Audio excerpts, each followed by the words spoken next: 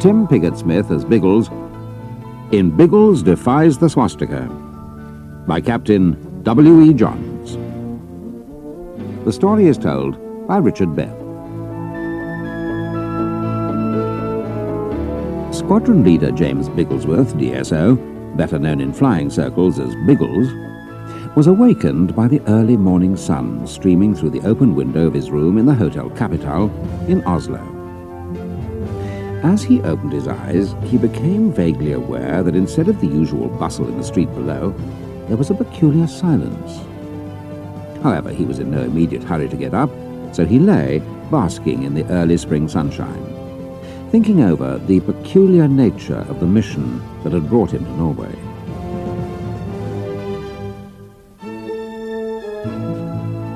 When, some 2 months earlier, Colonel Raymond of the British Intelligence Service had broached the project to him, Biggles was in France, commanding a special squadron which included among its pilots his two best friends, Flight Lieutenant the Honourable Algy Lacey and Flying Officer Ginger Hebblethwaite.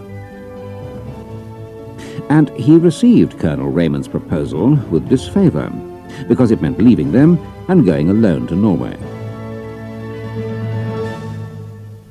The mission which Colonel Raymond asked him to undertake was this.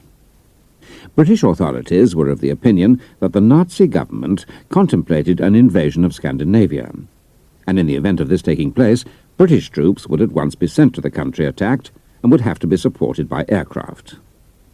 Colonel Raymond's department was anxious to ascertain what air bases would be available, not just civil or military aerodromes, but tracts of land which would be converted into aerodromes, and lakes or fjords suitable for marine aircraft. Biggles was asked to undertake the work. He would proceed to Norway as a Norwegian subject who had for many years resided in Canada. This would account for his being able to speak English and explain his imperfect Norwegian. Biggles' first job would be to pick up the language as quickly as possible. For the rest, he would be provided with papers pronouncing him to be Sven Hendrik, born in Oslo. In Norway, he would join a flying club and buy a light aeroplane, ostensibly for sport, but in reality to collect the information required. Should the invasion actually occur, he would fly back to England forthwith. Biggles had agreed to go, and in due course arrived in Norway. For nearly 2 months he'd been there, making long survey flights in his little Moth and swatting hard at the Norwegian language. By flying over it, he'd got to know the country very well indeed, including the rugged coastline. He'd sent his reports and photographs home, so it was reasonable to suppose that he might be recalled at any moment. Indeed, it was in anticipation of this that he'd left his room at the Flying Club, a small private landing ground near the village of Bodø, and voted himself 3 days' holiday in Oslo, 30 miles away. It was now nearly 8 o'clock, when a sound reached his ears that brought a puzzled frown to his forehead. He flung off the bedclothes, and with 2 swift strides was at the window. One glance was enough. A double file of Nazi troops were marching up the almost deserted street. Never before had Biggles dressed with such speed as he did now. His brain was racing as he strove to form a plan to escape from the trap in which he found himself. Where the Nazi troops had come from, and apparently without opposition, was inexplicable. But they were incontestably in control of the city, and that was sufficient reason for him to evacuate it with all possible speed. Biggles had decided on his line of action. He would charter a taxi to the aerodrome, get his plane out of its hangar, and fly to England. He'd seen his tanks filled before he left the aerodrome, so broadly speaking, his flight seemed a fairly simple matter. His luggage didn't matter. His only thought was to get to the aerodrome. There was no reason why anyone should suspect that he was not a Norwegian subject. His grey flannel suit he had bought in Oslo, his nationality papers were in order, and he had plenty of ready money, so he had little to worry about. Humming nonchalantly, he went down the stairs into the hall. And there he received his first shock. 4 German troopers under an Unteroffizier were there. He was brought to a halt by the point of a bayonet. The Unteroffizier addressed him. Who are you? Biggles affected an expression of surprise. My name's Hendrik. Norway is now under the control of the Third Reich. Return to your room and remain there until further notice. Biggles shrugged his shoulders and walked back up the stairs. As soon as he was on the first floor, he found a window overlooking a narrow, deserted side street. He opened it wide, climbed over the sill, and dropped lightly to the pavement. Another moment, and he was walking briskly towards the main street, only to find it was full of marching Germans, with Norwegians standing about, watching them helplessly. There was a complete absence of Norwegian motor traffic, and he perceived that if the Germans had stopped that, they would also stop private flying. Thus, his only chance of getting away lay in reaching the aerodrome before the German troops took it over. He was wondering which way to go when he spotted a bicycle not far away, leaning against a lamppost. Biggles walked over to it. Nobody took the slightest notice of him. They were far too interested in the Germans. In a moment, he'd straddled the machine and was pedalling a somewhat erratic course down the street.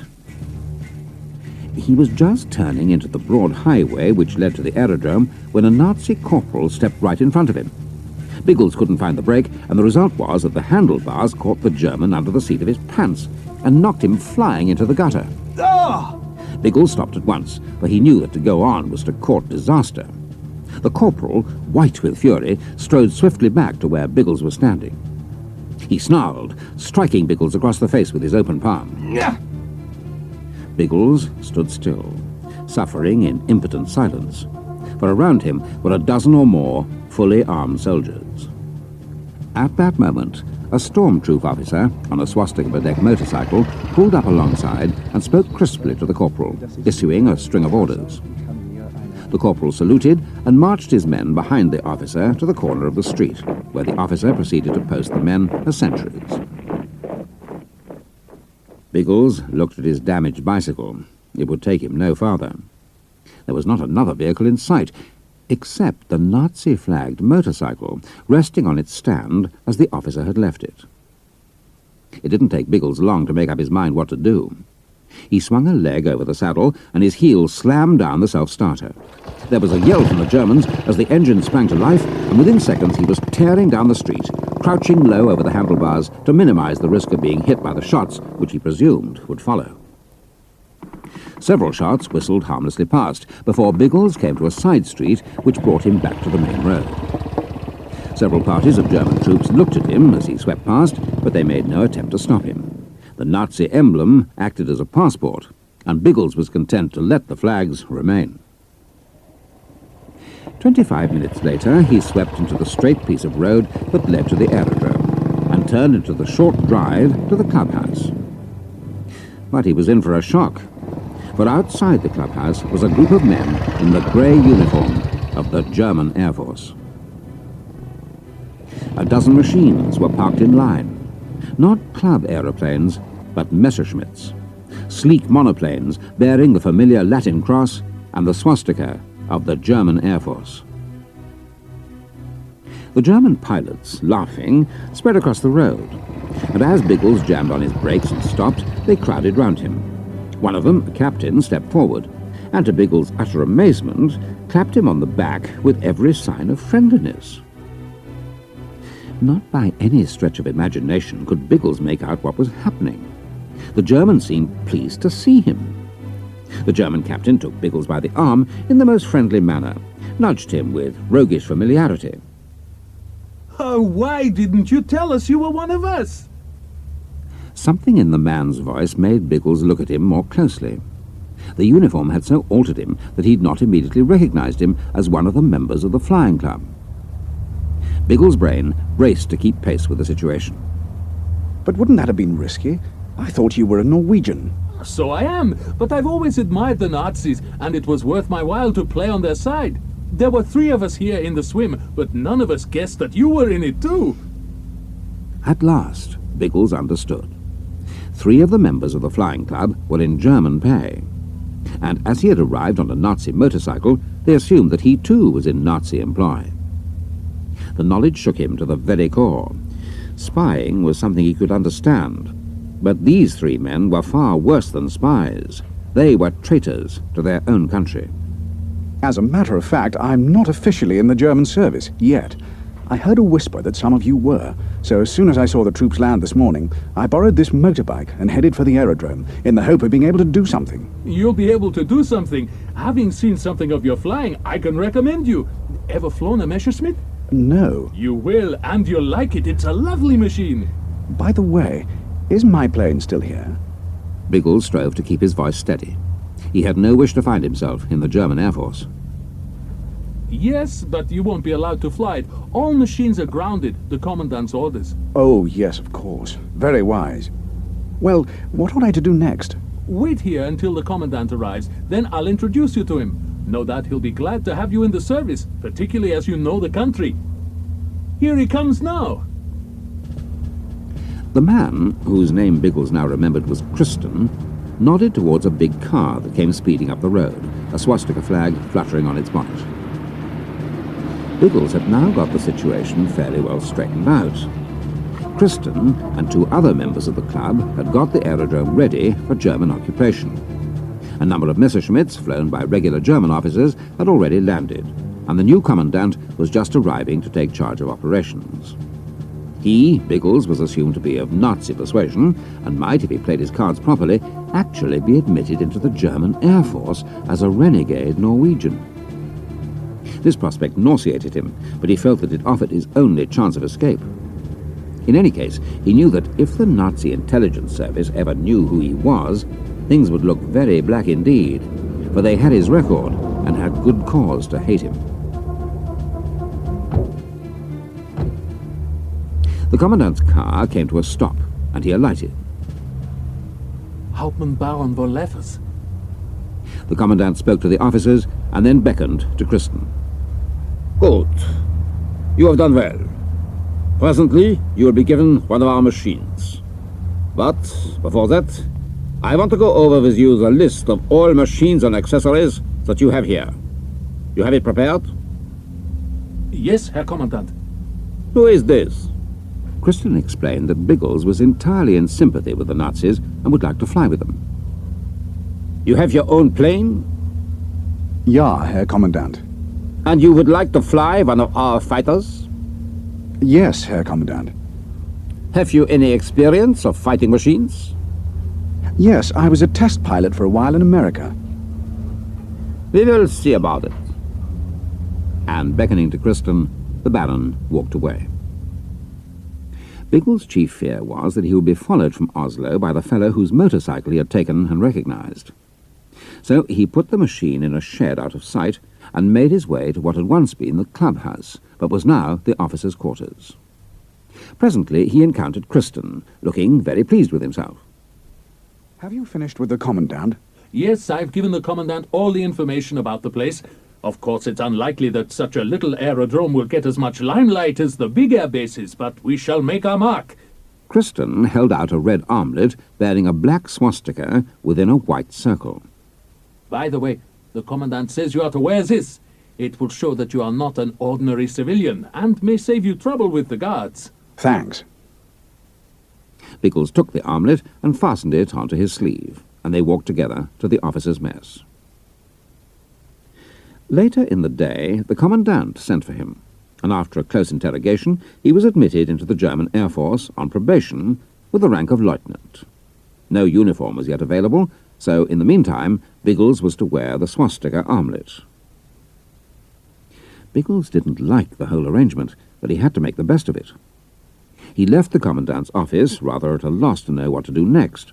But this, as it turned out, was decided for him, and in no uncertain manner. Rounding a corner of the officers' quarters, he came face to face with the officer whose motorcycle he had borrowed. He had just stepped out of a large touring car in which sat 3 men wearing the uniform of the dreaded Gestapo. They recognized each other instantly, and never did Biggles' presence of mind stand him in greater stead. Before the man could speak, Biggles clapped him on the shoulder, laughing at the same time. So there you are. I was hoping you'd come along. I'm dreadfully sorry for what happened this morning, but I was in the dickens of a hurry. I should have been at the aerodrome the moment our troops arrived, but that fool at my hotel forgot to wake me. You were all busy, so rather than worry you, and knowing that you'd have no difficulty in getting another machine, I borrowed yours and dashed along here. I would have seen to it that you got it back, of course. While he'd been speaking, Biggles saw Kristen coming towards him. That's right, isn't it? What is? Kristen hastened his steps. My machine was here. Biggles didn't say what machine. Yes, that's right. In the face of this evidence, the German accepted the explanation, but not with very good grace. It doesn't matter. I've taken a car from one of those miserable Norwegians. It suits me better than the motorcycle. Still, you'd better take it back to Oslo sometime. Where shall I find you? Leave it in the garage of the Nordic Hotel. Certainly. The German went back to his car, and Biggles drew a deep breath of relief. It had been an awkward moment. Kristen was on his way to the hangars where he had a job to do, so Biggles decided to go over to see if the motorcycle was still where he had left it. It was. And as he gazed at it, a fresh scheme took shape in his mind. Sweden, a neutral country, was not far away, and the motorcycle was fast. If he could cross the frontier, he could report to the nearest British consul, who would make arrangements for his immediate return home. Biggles decided that it was a reasonable plan and put it into operation forthwith. He examined the petrol tank, found that it was nearly full, wheeled the machine out and started the engine. And in a few minutes, he was cruising down the main road. It was an anxious journey. Nazis were everywhere, and it was obvious that far more Germans had landed than he had at first supposed. But his armlet and the swastika-beflagged motorcycle served their purpose and took him anywhere he wanted to go. Indeed, on one occasion, Nazi troops held up the traffic to let him pass. Within a few miles of the frontier, the traffic began to thin out, and as twilight closed in, Biggles stopped.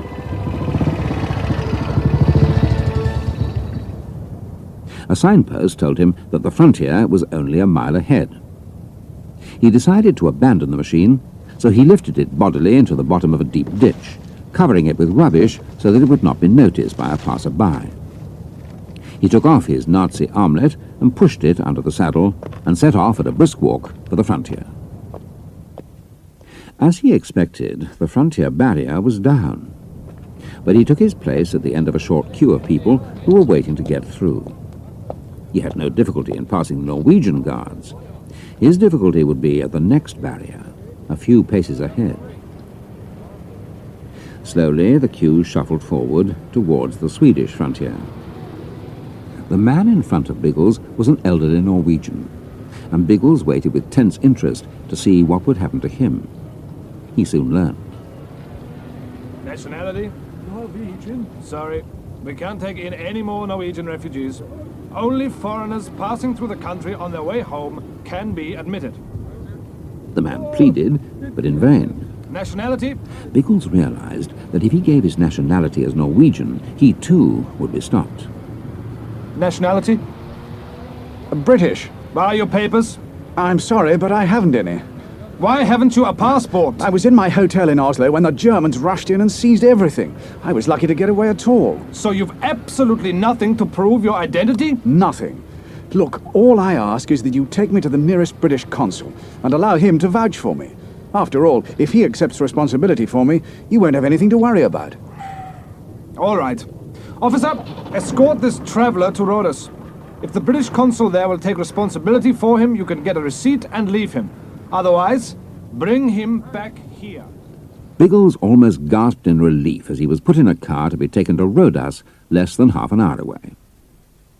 The British vice-consul was still in his office, so Biggles introduced himself without loss of time, asking to be taken under protection. The vice-consul, realizing that there was more in the case than appeared on the surface, asked the guards to wait outside. As soon as they were out of the door, Biggles told the whole story, quietly and concisely. My word, you were certainly lucky to get out. I expect you want to go straight back home. You bet I do. The sooner I let Colonel Raymond know where I am, the better. Would you like to speak to him? Speak to him? How? On the telephone. Can you get through to London? Of course. Sweden isn't at war. I'll get him for you.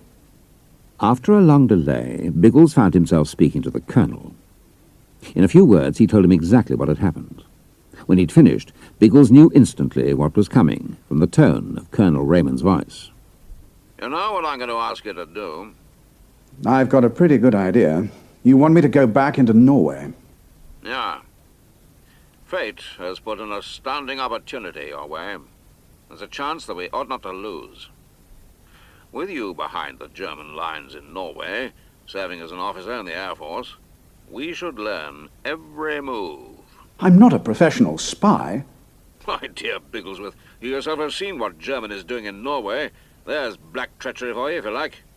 We got to fight the enemy with his own weapons, if only for the sake of the Norwegians. It was a subtle argument, put in a way that Biggles could hardly refuse. All right. How am I going to get in touch with you when I have something to report? Leave that to me. You'll get further instructions in due course. Get back to the aerodrome and learn all you can about the enemy's movements. Just one request. If you could get Lacey and Hebblethwaite somewhere handy where I could reach them in emergency, I'd be grateful. As you know, we always work as a team, and I need a little moral support anyway. I'll get them within striking distance of you at once. They can be over in a couple of hours. But how can I make contact with them? I'll arrange something. Don't worry. And good luck. The vice-consul had heard Biggles' end of the conversation. Bad luck, old man. How do you propose getting back into Norway? Well, I think the easiest way would be for you to refuse to accept responsibility for me. Half an hour later, Biggles was back in Norway. And as soon as he was out of sight of the frontier post, he made his way to where he had left the motorcycle. He dragged it out and recovered his swastika armlet from under the saddle. Deep in thought, he started the engine and headed back towards Boda, towards the enemy. As he dismounted near the clubhouse, Kristen hurried towards him. Hello, where have you been? Only for a ride? Why? Baron von Leffers has been asking for you. Oh, I'll report to him at once. Biggles found von Leffers in his office with two other men. One was the man whose motorcycle he had got, the other was an elderly, hard-faced civilian whose arrogant bearing bespoke an official of importance. His grey hair had been cropped so short that he appeared to be completely bald. Baron von Leffers stared at Biggles stonily. Lieutenant Hendrik, this is Oberleutnant Ernst von Heimann. He's a senior officer of the Gestapo. He wishes to speak to you. Von Heimann invited Biggles to be seated, and then stood up, legs apart, to face him squarely. Lieutenant Henrik, earlier today when you were interviewed by the commandant, you gave him certain particulars of your flying career. Among other things, you said you had been a pilot in America and Canada, employed as an air pilot by a firm called Arctic Airways, located at Fort Beaver. Quite right, sir. Our agents in Canada have been through the official records. They have been unable to confirm you ever had any connection with Arctic Airways. They can find no record of a pilot by the name of Hendrik. It is unlikely that any record would be kept. Pilots were always coming and going. Can you name the regular pilots who worked there? The atmosphere in the room was now tense. Certainly. There was a chap named Graves. He was killed, I remember. Then there was Lacey and, oh yes, a lad named Hebblethwaite or some such name. Anybody else? Biggles saw the trap clearly now, but his expression didn't change. Yes, there was another fellow with a curious name, Tigglesworth. Or, was it Nigglesworth? Was it Bigglesworth? That's right. Funny name. You must have seen something of him. Biggles' pulses were beginning to beat faster. He didn't like the trend of the conversation. Oh, yes, I often saw Bigglesworth. Would you know him again if you saw him? I think I should know him at once. Describe him. Slim, fair hair, sharp features, about my build. Very much like you. Well, nobody has ever mistaken me for him, but why all this about Bigglesworth? Do you know him? Oh, yes, we know him. He was the British Intelligence Service's chief flying agent, and we now have reason to believe that he has transferred his unwelcome attentions to Norway. This morning, he was seen in Oslo by one of our agents, but he lost him in the crowd, the fool. Pity. But what has all this got to do with me? I will tell you. The man who saw Bigglesworth has dashed back to Berlin to get further particulars about him from Hauptmann von Stahlheim, who has had more to do with him than anyone else. In the meantime, as you are the only man here who could recognize Bigglesworth, I want you to go into Oslo and see if you can find him. You can stay at an hotel. If you do see Bigglesworth, call the first soldiers you see and have him arrested. You better take that armlet off and put it in your pocket for the time being so as not to attract attention to yourself. Very well, sir. But if I don't wear an armlet, will the soldiers accept my orders? Von Hyman took a small square card from his pocket. It was printed in red and black and bore the number 2001. That is a pass signed by myself. It will take you anywhere without question. While you are working for me, you will not use your name. Use your official number. Biggles noted the number and put the Gestapo pass in his pocket. Suppose I want to get in touch with you, sir. My headquarters are at the Hotel Port on the waterfront. If I don't find Bigglesworth at once, how long do you want me to go on looking for him? Until you hear from me again. By the way, sir, what is the name of your man who knows Bigglesworth? It might be a good thing if we met sometime and compared notes. Brandt! Thank you, sir. Biggles saluted and departed. As he closed the door behind him, he drew a deep breath and stood still, getting his nerves under control. He endeavoured to adjust his ideas to meet the new situation. A ghost of a smile flickered across his face. First I'm sworn into the German Air Force. Now I'm a full-blown Gestapo agent. God, I've done some strange jobs in my life, but this is the first time I've ever had to look for myself. He went to the dining room, found Kristen, and without divulging his mission, explained that he'd got to go into Oslo on temporary duty, would take the motorbike, and would probably stay at the Hotel Capital.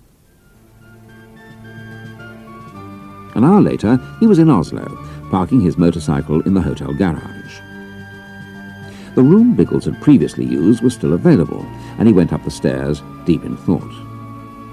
He was worried by the knowledge that in Oslo there had been a man who knew him by sight. How long would it be before he returned from Berlin, where he'd gone to see von Stahlheim, Biggles' arch-enemy, the man of all men whom he had the greatest cause to fear? The report that he, Biggles, was in Norway would bring von Stahlheim to Oslo at top speed. Indeed, he might already be in Oslo. It all depended on how long Brandt had been gone, something Biggles didn't know. He knew the man's name was Brandt, that was something, but he didn't even know him by sight. Worn out by the day's exertions and anxieties, Biggles flung himself on his bed. But sleep was impossible. The suspense of not knowing what was happening became intolerable, and unable to rest, he got up and looked at his watch. It was not yet 11 o'clock. He made up his mind. He would find out if Brandt had returned.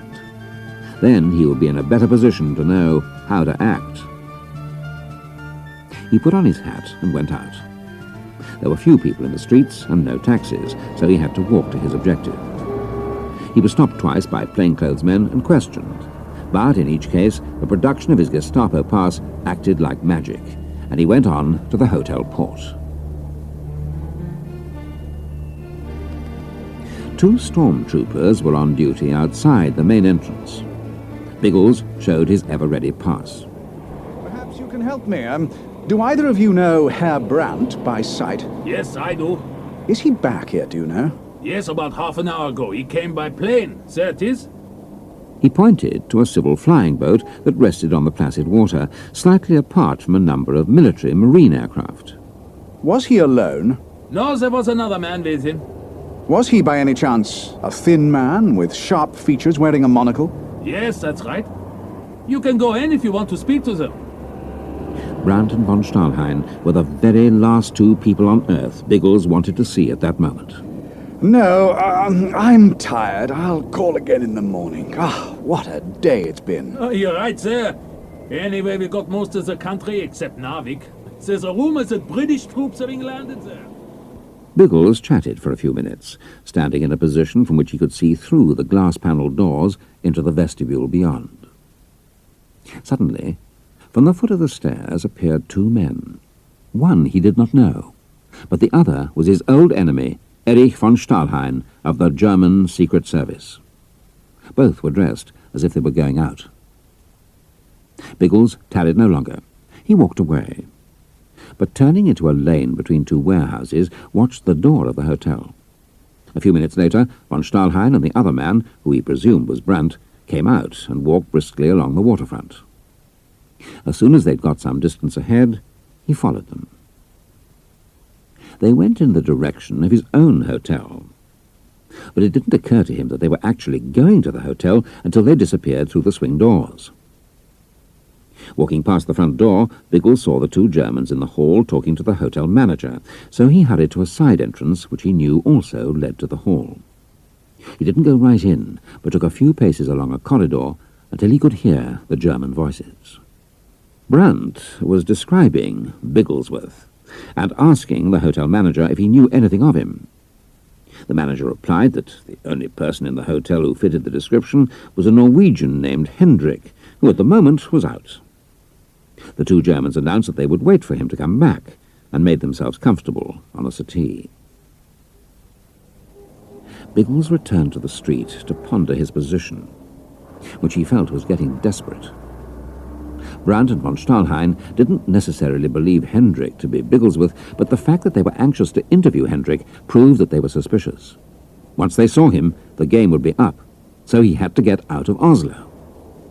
That, however, would make von Hyman suspicious, and perhaps start a hue and cry.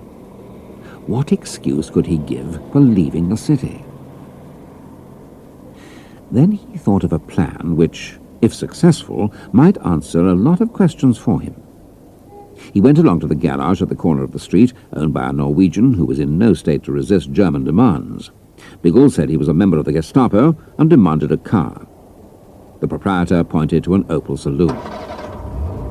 After checking that the petrol tank was full, Biggles drove slowly out of the city, and reaching the suburbs, he pulled up outside a telephone call box, rang up the hotel port, and asked for Oberleutnant von Hyman. He was told that von Hyman had gone out. Having ascertained that he was speaking to a Gestapo operator, Biggles told him to take a message to Oberleutnant von Hyman. My number's 2001. I've located Bigglesworth. He's in a car heading north. At the garage where he got the car, he asked how far it was to Narvik, so that is presumably where he's bound for. I'm following him, and not far behind. I'll report again at the first opportunity. Biggles hung up, went back to the car, and drove northward. As he drove through the night, he thought about the many features and aspects of his position. The situation clarified itself into a number of issues, all governed by the outstanding fact that the Gestapo knew that Bigglesworth was in Norway, and von Stahlhain was in Norway for the purpose of finding him. Von Stahlhain and Brandt knew him by sight, so it was foolish to hope that he could move about the country without eventually being spotted. It was impossible to carry on espionage work in such conditions. If Colonel Raymond knew this, he would surely tell him to leave the country. The trouble was that he had no means of getting into touch with the colonel, who might be making all sorts of plans, the success of which depended on Biggles being in Boda. If the colonel's secret agent arrived in Boda and failed to find him, the consequences might be tragic, all of which meant that he ought to return to the aerodrome. But, apart from Oslo, the aerodrome was the most dangerous place in the country. Von Stahlhain and Brandt, interested in Hendrik, would continue their search vigorously, and it could only be a question of time before they discovered that a Norwegian named Hendrik had joined the Nazi Air Force at Boda, and that would be the end. A further point was this. He was acting under von Hyman's orders, and while his telephone message might be sufficient to allay suspicion for the time being, unless he showed up pretty soon or reported again, von Hyman too would start wondering what had happened to Hendrik.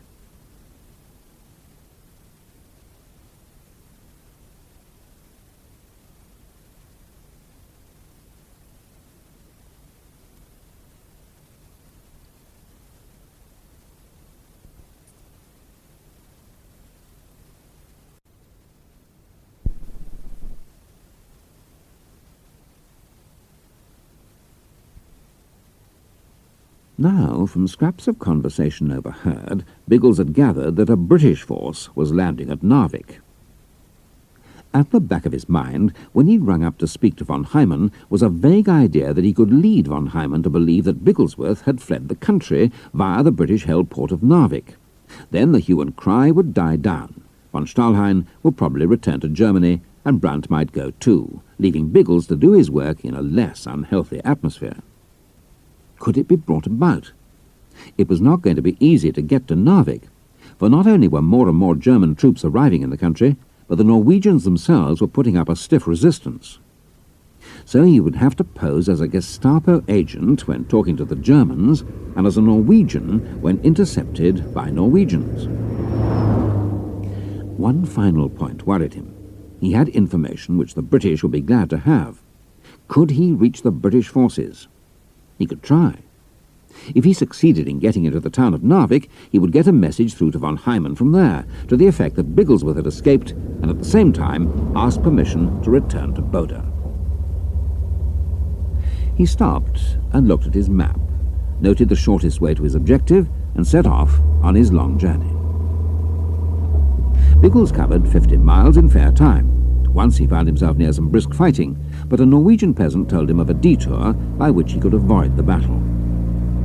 After passing the extremity of the German forces, he started to run into Norwegian patrols, but when he showed his Norwegian passport, no obstacle was put in his path. Progress was slow on account of the state of the road, and the farther north he got, the more Arctic the conditions became.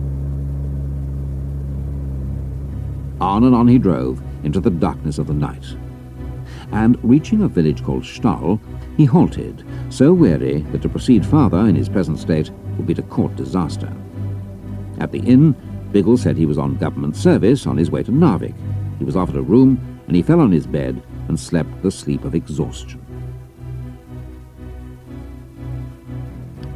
At daybreak, he had breakfast and continued his journey. For the most part, the road ran through valley or gorge, but not infrequently it followed a cornice round a mountainside, so that sheer cliff rose on the one hand and a fathomless void dropped away on the other. The surface of the road got worse and worse, but Biggles was concerned only with reaching his objective, which had become a sort of mania.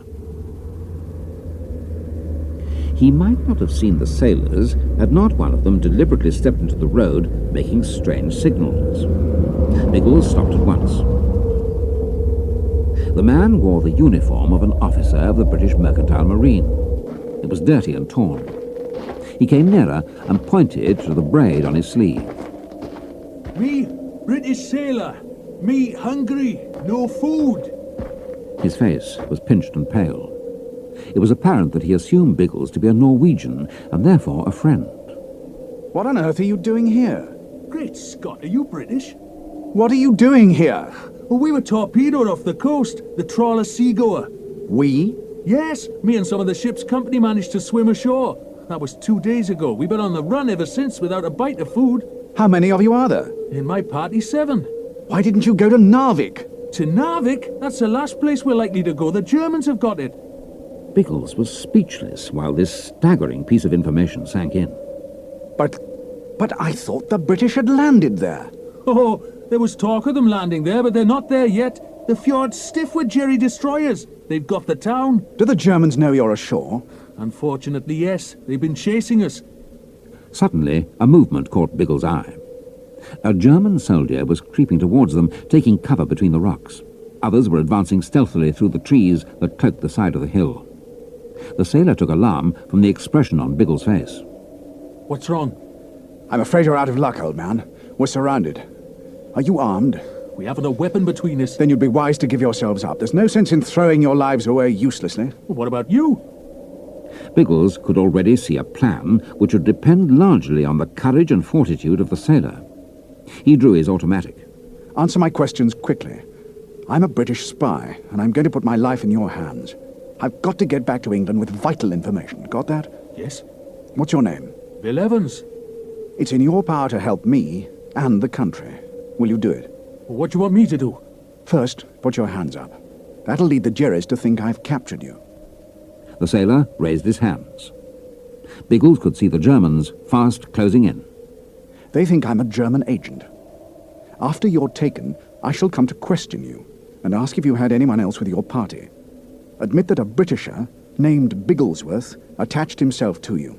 When I ask what's become of him, you'll say he left you, stole a dinghy, and rowed out to a steamer. Got the name right? Bigglesworth. That's it. Actually, I'm Bigglesworth, and I've got to make it look as if I've escaped out of the country. Understand? Yes. Fine. That's all. Act as you've never acted before. One slip, and it's a firing party for me. Prime your friends about Bigglesworth, but on no account let them know it's me. Simply tell them to remember that Bigglesworth got away on a ship. Slim fellow with fair hair. Now let's join the others. With Biggles walking close behind him, pistol raised, the sailor, with his hands up, joined the others. Do what you're told, boys. Slowly, the weary sailors raised their hands. At that moment, the German troops sprang up and ran forward. An officer was at their head. Biggles received him with a cold smile and showed his Gestapo pass. You've arrived at a useful moment. I saw these fellows among the rocks, so I went after them. You better get them in a safe place. As he spoke, he took out his armlet and replaced it on his sleeve. The German officer was all politeness. Leave them to me, sir. I must get on. Biggles got back into his car and drove on into Narvik. German troops were everywhere, and 5 destroyers lay in the fjord. There was also a number of flying boats and seaplanes. He went straight to General Headquarters and asked to see the officer in charge of operations. A colonel, with his adjutant at his elbow, received him coldly but politely. It was obvious that they had little love for the Gestapo. He showed his pass. I'm looking for an English spy named Bigglesworth. He bolted from Oslo, and we have good reason to think that he was coming here. Have you any English prisoners? 18, I think. I'd better see them. The adjutant took him to a small schoolroom which was being used as a prison camp. The prisoners were paraded in a line, hostile and defiant. They all looked as if they'd been through a bad time, and one, a leathery-faced old sailor, cursed Hitler in a steady stream of invective. Biggles glared at him. He walked slowly along the line, the adjutant and an armed soldier following. When he came to the 7th man, he nearly died of shock. It was Algy. How Biggles kept control of himself he never knew, and Algy didn't move a muscle either. Actually, he'd got over his shock at seeing Biggles immediately he entered the room, long before Biggles saw him. Biggles walked on to the end of the line. They returned to the headquarters, where the colonel was waiting. Did you find your man? No, there'll be trouble if he gets away. I must ring my chief in Oslo. There was a tap on the door, and an NCO came into the room and saluted. 7 more prisoners, sir. Good. My man may be among them. Bring them in here. You don't mind, Colonel? The 7 sailors whom Biggles had encountered on the hillside were marched in. Every face was expressionless. Who is the senior officer? I am. Were there any more of you? Answer me! I think you forget where you are. I hope it'll not be necessary for me to remind you. Were there ever more than 7 in your party? There was one more, but he found a dinghy and rowed out to a steamer. He wasn't really one of our party. What do you mean? We met him coming up. He said he'd escaped from Oslo. Oslo? What was his name? Bigglesworth. He seemed in a mighty hurry to get to England. That's all I know about him. Biggles turned a grim face to the colonel. You heard that? That was my man, without a doubt. It looks as if he got clean away before I got here. I'd better ring up my headquarters at once. As you are the senior officer here, perhaps you'd be good enough to speak to my chief. As the prisoners filed away, Biggles' eyes met those of Evans and flashed his thanks. The colonel picked up the telephone and handed it to Biggles, who put a call through to Gestapo headquarters at the Hotel Port, Oslo. In a moment, he was speaking to Oberleutnant von Heimann. This is 2001, speaking from General Headquarters, Narvik. I have to report that I tracked Bigglesworth to here, but he had left in a steamer before my arrival. I obtained this information from a party of British prisoners with whom Bigglesworth had for a short time been keeping company. One moment, sir. The commanding officer will speak to you. I'm telephoning from his office. Biggles handed the instrument to the colonel, who confirmed all that Biggles had said, remarking that he'd been a witness of it all. He asserted that everything possible had been done to apprehend the wanted man, and no fault could be attached to anyone. The conversation was concluded, and the colonel turned to Biggles. Oberleutnant von Heiben says you are to return to Bode at once. Very good, sir. His plan had succeeded, and but for one fly in the ointment, he would have been elated. It was Algy. What was Algy doing in Narvik, and how had he come to be taken prisoner? What had happened to Ginger? It seemed certain that they would start together. The facts could only be obtained from Algy himself. The point paramount in Biggles' mind was that von Hyman had ordered him to return to Bode, and to Bode he would have to go. Yet he couldn't contemplate departing from Narvik, leaving Algy a prisoner in German hands. He was standing near the wharf, pondering this difficult problem, when a German flying boat appeared round a bend in the fjord, flying very low and fast. Biggles watched the machine land and taxi quickly to the wharf, where the pilot scrambled out, shouting in a voice hoarse with excitement. British destroyers coming up the fjord! 5 of them! Instantly, all was confusion. Biggles' first thought was for the destroyers. Was the commander of the flotilla aware that 6 German destroyers lay in the fjord, hidden behind promontories of rock? The British destroyers might be steaming into a trap, and his first duty ought to be to warn them, regardless of anything else. Biggles didn't take long to reach a decision. The Dornier flying boat from which the German had landed was still floating on the water, where its pilot had left it. Nobody was bothering about it. Sailors were rushing back to their ships, pilots were running to their moorings, anti-aircraft gunners were hurrying to their posts, troops were mounting machine guns at points overlooking the fjord.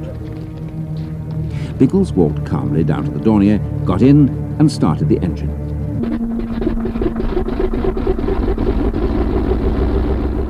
Then, sitting quietly in his seat, he tore a page out of his notebook and wrote a message. On another sheet, he made a rough sketch map of the inner fjord, showing where the German destroyers were waiting. This done, he put both pages in his silver cigarette case and slipped it back in his pocket. After a quick glance round, he eased open the throttle and surged towards the open water. As soon as he was in the air, he turned, and flying low, raced down the fjord. He saw the British destroyers at once, steaming at high speed. They saw him too, for instantly the air around him was filled with flame and hurtling metal.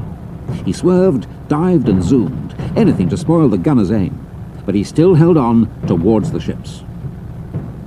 His plan was to drop the cigarette case with its message on the deck of the leading destroyer. But he knew that it was no use dropping the case while travelling in the opposite direction to the destroyers, for he would pass over them in a split second. His only chance was to overshoot them, turn, and then, travelling as slowly as possible, drop the message while going in the same direction. For the next 2 minutes, shells burst all around him.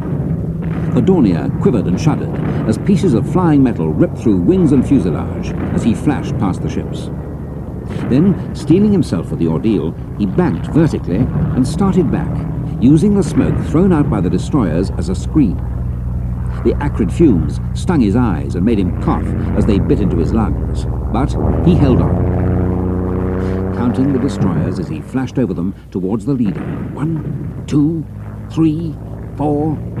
The stern of the 5th came into view. With savage determination, he jammed the joystick forward and dived into the very muzzles of the guns. His arm, with the cigarette case clutched in his hand, projected over the side. His fingers jerked open. The silver case flashed down. He saw it hit the deck, then he was past. But not unscathed. Black, oily smoke spurted from the engine. Hot oil drove against the windscreen, blinding him. He pushed the joystick forward, tilting his nose towards the water. The engine coughed and stopped. The machine struck the placid surface of the fjord and bounced high. hung in the air like a wounded seagull, then, with a deafening crash, struck the water.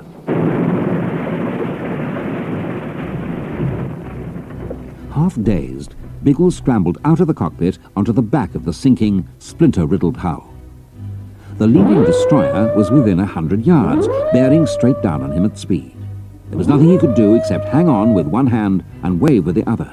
It seemed futile. As it happened, it was not. The destroyer altered her course a fraction, and as it passed, a rope coiled out.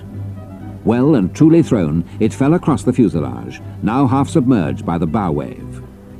Smothered with spray, Biggles grabbed the line and gave it 2 quick turns round his waist. The next instant, he had been whipped off his perch and dragged through the water.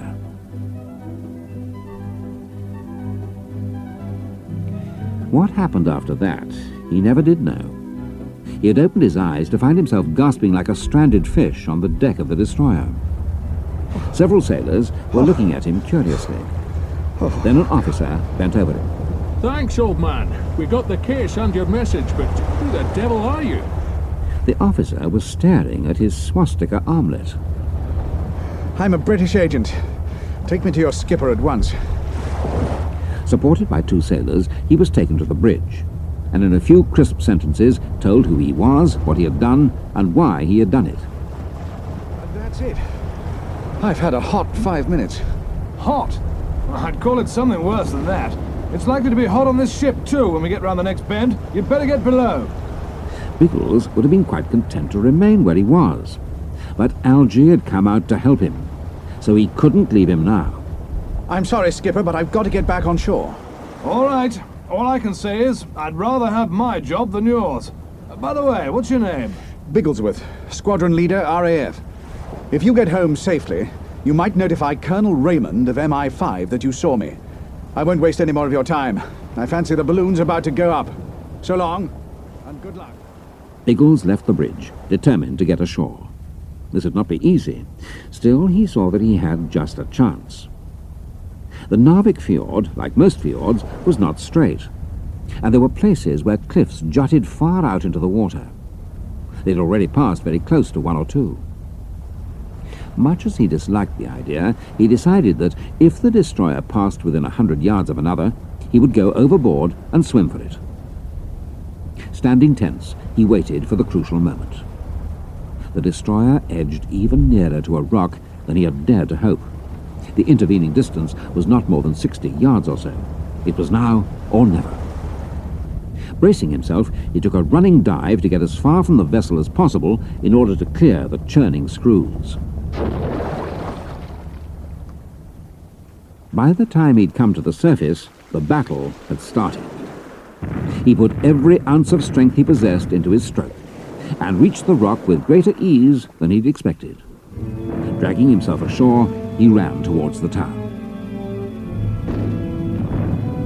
He found everything in the wildest confusion. On the fjord itself, a terrible battle was raging between 11 destroyers.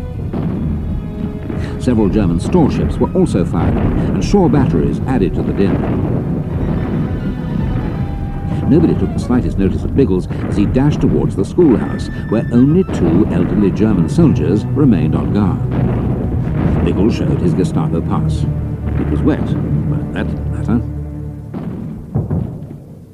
Give me the keys and get down to the shore. The British are going to land Marines. He watched the 2 Germans out of sight and then unlocked the school door. He was greeted with cheers, but managed to quell the clamour. You'll have to bolt for it. Get as far down the fjord as you can, and if our destroyers withdraw, signal to them. And there's a faint chance that they may pick you up, that's all. With the exception of Algy, the prisoners made for the door. Well, what had I better do? You go with them. Where's Ginger? Well, he's somewhere off the coast in an aircraft carrier. At least, that's where I left him. I see. Well, we can't stop to talk now. You get along. I'll try to rejoin you outside the town. See you later. Algy dashed off after the sailors. Biggles would have preferred to remain with Algy, but if he was seen with the escapees, the Germans would realize at once that he was not what he pretended to be. It was better that he should go alone.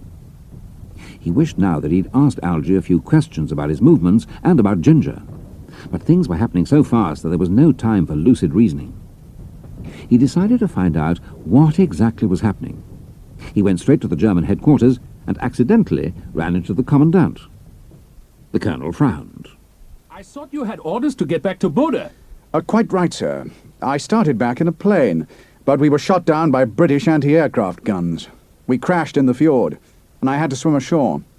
At that moment, a German pilot in Air Force uniform came running up. He saluted the colonel. I'm getting away now, sir. Good. Got room for a passenger? Certainly. Here's your chance. Schaffer is flying down to Oslo immediately. You can go with him and go on to Boda afterwards. I can drop him at Boda if he likes. It's on the way to Oslo. Biggles daren't refuse the offer. All he could do was make excuses. Well, I'm soaked to the skin. I can't fly in these wet clothes. I shall be frozen stiff. Don't worry about that. I can lend you some kit. My suitcase is in the machine. You can change in the cabin. Oh, you can't land me at Boda in a flying boat. She's an amphibian. Biggles followed Schaffer into the flying boat, and any hopes of escape collapsed.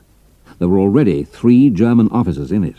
In 5 minutes, the flying boat was in the air, heading south. Astern from the fjord, a great pillar of smoke was rising.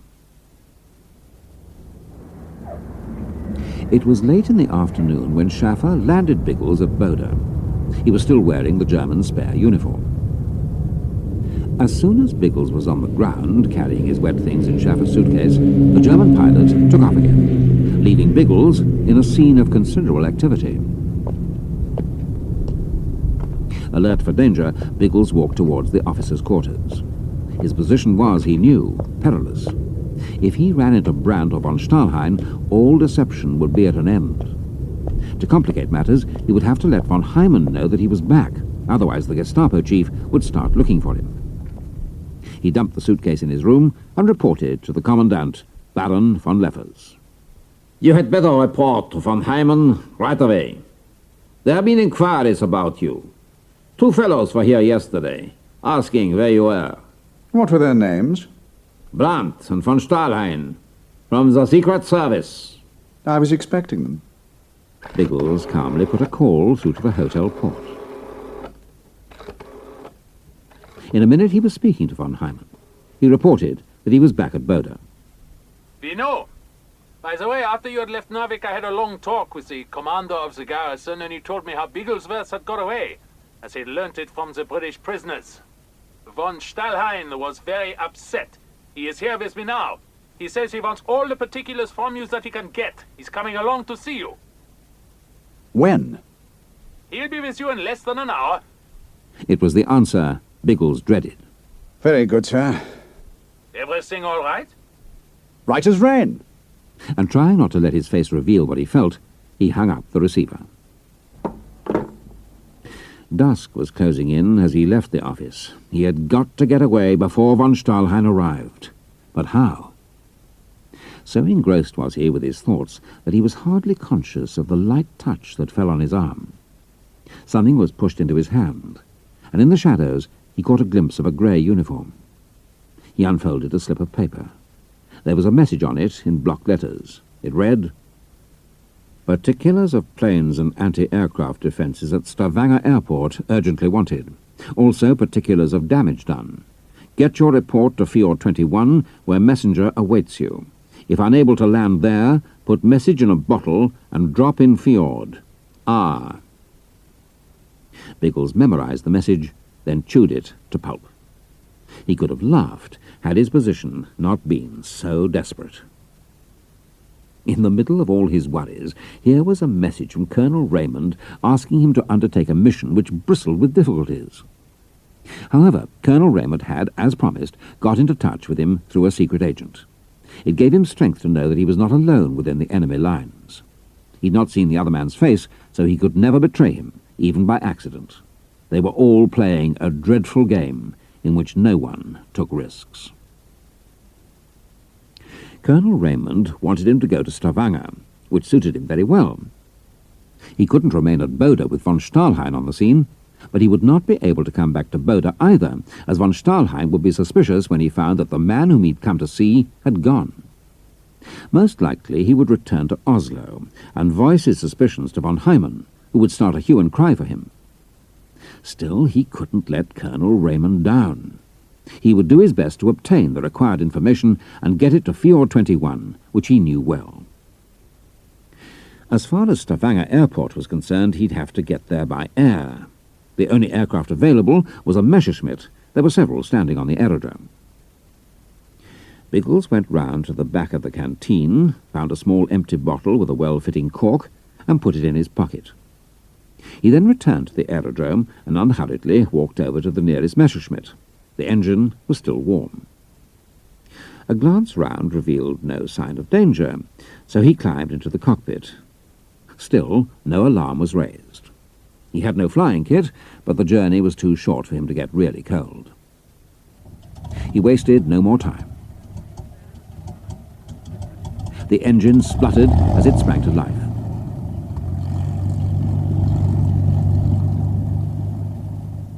In less than half an hour, he was gliding down through a maze of searchlight beams that surrounded the airport of Stavanger. He made a mental note of the number of them, and as soon as the machine had finished its run, he taxied straight on to the aerodrome buildings. Biggles jumped down from the cockpit and walked round, noting the number of machines, types, positions of guns, etc. Only one police corporal challenged him, but the Gestapo pass worked as usual. Biggles went to the canteen, and sitting quietly as though writing a letter, committed all the information he had gathered to paper.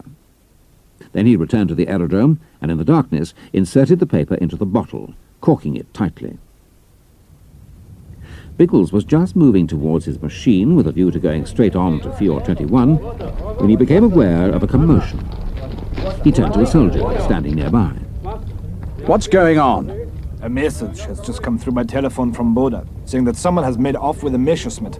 They gave the number of it, and it's just been discovered that this is it. They're looking for the pilot who brought it here. Biggles knew it would be fatal for him to go near the machine now. He was just turning away when the searchlight switched on again, sweeping the heavens, and a minute later, a two-seater plane glided in and landed. As soon as it stopped, a man jumped down. It was Erich von Stahlheim, who walked quickly towards the commandant's office. Getting time, I was moving on. Biggles told himself, and then he heard a distant sound that set his pulses racing. It was the choking woof-woof-woof of anti-aircraft gunfire. From overhead there came a roar of aero engines, and almost simultaneously an even more sinister sound. A shrill whine, increasing swiftly in volume until it sounded like the whistle of an express train. There's no mistaking the sound of falling bombs.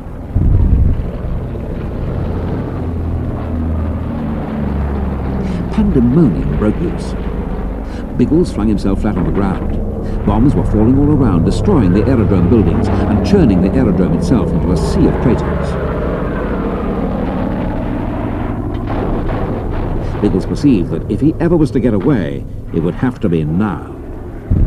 In a flash, he was on his feet, racing towards one of the few machines which had so far escaped damage. He could hear another salvo of bombs coming down. Guns flashed, and lines of tracer bullets streaked through the air. The noise was deafening. Panting for breath, he reached the machine he'd selected. It was the one in which von Stahlheim had arrived. He clambered into the cockpit and started the engine. Pitch darkness alternated with vivid flashes of blinding orange light as bombs exploded and guns flashed. The aerodrome was blanketed in a pall of smoke, and bombs had fallen on the landing field, leaving yawning craters. In sheer desperation, Biggles jerked the throttle open, and in a moment was tearing blindly through the turmoil, nerves stretched like elastic. He eased the joystick back, and as he climbed, the smoke thinned, and a vague, misty world began to take shape around him. In all his long flying career, he had never made a more fantastic takeoff. It had been, he felt, the act of a man.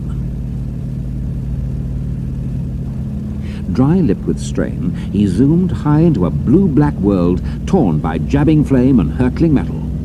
Below, the aerodrome was an inferno. The risk of collision with the British bombers or of flying into the falling bombs was still imminent, but he could not do more than hope for the best. An anxious minute passed, and then his taut nerves began to relax. Biggles swung round to the north towards Fjord 21, about 50 miles away. He had covered half the distance when he detected a faint reek of petrol, and made the disconcerting discovery that the floor of his cockpit was wet with petrol. A piece of shrapnel must have holed the tank. He looked at the petrol gauge. The tank was practically empty. However, his altimeter told him that he had climbed to 4,000 feet, so if the engine would hold out for another 5 minutes, he would be within gliding distance of the fjord. It did, nearly. He could see the fjord in the distance, and in dead silence he glided on towards it, losing height slowly but steadily. The aircraft was a land machine, which meant that he would have to pancake on the surface of the fjord, for a landing on the jagged rocks that surrounded it was out of the question. He knew that he'd have to swim ashore, so he decided to pancake as near the rocks as possible. Skimming the towering cliffs that bordered the fjord with only a few feet to spare, Biggles turned up the long, narrow stretch of water, losing height and keeping as near to the cliffs as he dared. 10 feet above the surface of the black water, he flattened out and kicked the rudder hard to bring the nose towards a sloping mass of boulders that thrust outwards like a promontory and ended at the water's edge. There was a terrific splash as the aircraft flopped bodily onto the water and floated to within a few yards of the rocks. He was kneeling on the center section, preparatory to climbing along the wing to the shore, when a voice spoke in English. Do you always land like that? Biggles nearly fell into the water. His hand flew to his gun and half drew it. Then he stopped dead, staring. I don't believe it. Ginger! How in the name of all that's miraculous did you get here? Ginger stood on a rock with his hands thrust deep into his trousers pocket. I shouldn't call it a miracle. Raymond sent me to meet you. Mind you don't slip. The water's colder than the tip of an Eskimo's nose. Biggles swam to shore just in time, for the aircraft was sinking fast. How long have you been here? Oh, since last night. Great Scott, you must be hungry. Not me. I brought some grub along. Lead me to it. I need some nourishment. We can talk as we eat. Got a plane here? Of course. Thank goodness for that. After we've eaten, we'll push off home, and I don't mind telling you I shall be mighty glad to get out of this. Home? Of course, why not? But what about Algy? What about him? He's gone to Boda. Biggles sank down on a rock. For a moment or two, he was speechless. Gone to Boda? What in heaven's name for? To find you. Get the grub. It's time we got this straightened out. Ginger led the way to a tiny cove where, under an overhanging cliff, a seaplane rested on the water. From behind a rock, he produced a heavy bag. Help yourself. There's bread, cheese, sardines, and a flask of cold tea. That's all I could manage. That'll suit me. Now let's try to untangle things. I'll start. I got a message from Raymond asking me to get information about Stavanger and bring it here. I've got the information, and we've got to get it to Raymond. That's all I have to say, except that the last time I saw Algy at Narvik, he was captured. I helped him to get away. That's right, he did. But what happened was this. To start with, Colonel Raymond told us what you'd been doing, and that a British force was on its way to Norway, supported by the Navy and the Fleet Air Arm. Well, Raymond arranged for us to fly out to an aircraft carrier and told us to keep an eye on Narvik, as he would get a message to you asking you to fly up to Narvik Fjord, where we might be able to pick you up. Well, a pretty wild hope, but all Raymond could do. I didn't get any message asking me to go to Narvik. Well, we knew that, because the agent sent a signal back to Raymond to say that you'd left Boda and he couldn't give you the message. That's right. Well, we joined the carrier off the coast of Norway, but being supernumeraries, we could only get trips in other fellows' machines. Well, Algy went off as a gunner in a Shark. It got shot up and was forced to land on the fjord. I reckoned poor old Algy was a gunner, but blow me, if he didn't turn up with a tale that I found pretty hard to swallow.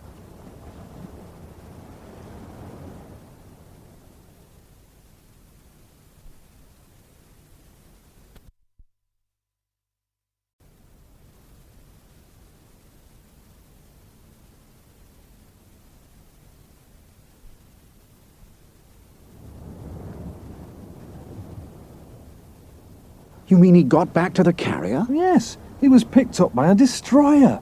He told a fantastic tale about being taken prisoner and with some other fellows being shoved into the schoolhouse at Narvik.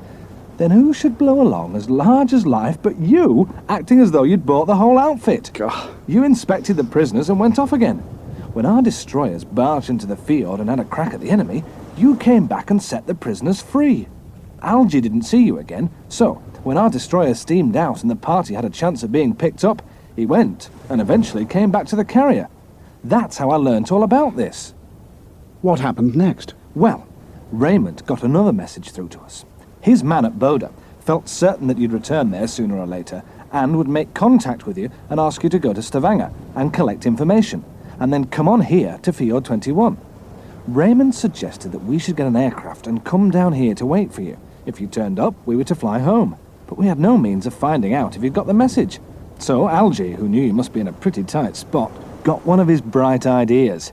He would go to Boda to find you, and so make certain of getting you here. But how did he propose getting to Boda? Well, his idea was to get one of the fellows on the carrier to fly him over at night. He would step out with his parachute. Parachute? He must have been crazy. And he always was, wasn't he? And you mean to tell me that's what he did? Yes, Chief. Good grief. Was he in his own uniform? More or less. He'd picked up a German greatcoat from somewhere, and he had that over his uniform. I haven't heard a word since he took off. Of course, I hoped you'd arrive back together. Anyway, when he finds you're not at Boda, he may be able to grab a machine and fly here. Suffering crocodiles. Is he daft enough to think they leave their machines lying about for anybody to pick up? Well, you managed it. That's different. I'm an officer in the German Air Force and have a Gestapo pass. Biggles gave a brief account of his adventures. Ginger stared moodily at the sombre surface of the fjord. Well, what are we going to do? The most important thing is this Stavanger information. You'd better take it back to Raymond. I've got it written out. Also, tell the Colonel what I've told you. I'll wait here for Algy. When you come back, bring a spare parachute. If Algy hasn't turned up, then you'll have to fly me over to Boda. I'll drop off and look for him. You could then fly back here and wait. Okay, but it sounds a sticky business to me. Ginger cast off the mooring rope which held his machine against the rocks and climbed into the cockpit. For a few moments, a brooding hush reigned, broken only by the gentle lap of the dark water. Then the engine shattered the silence. The aircraft surged down the fjord and disappeared into the gloom. Biggles put the food behind a rock and settled down to wait. From far away came the deep rumble of guns, but in the little fjord all was quiet. Nothing moved. All through the long night hours, Biggles waited. Algy did not come.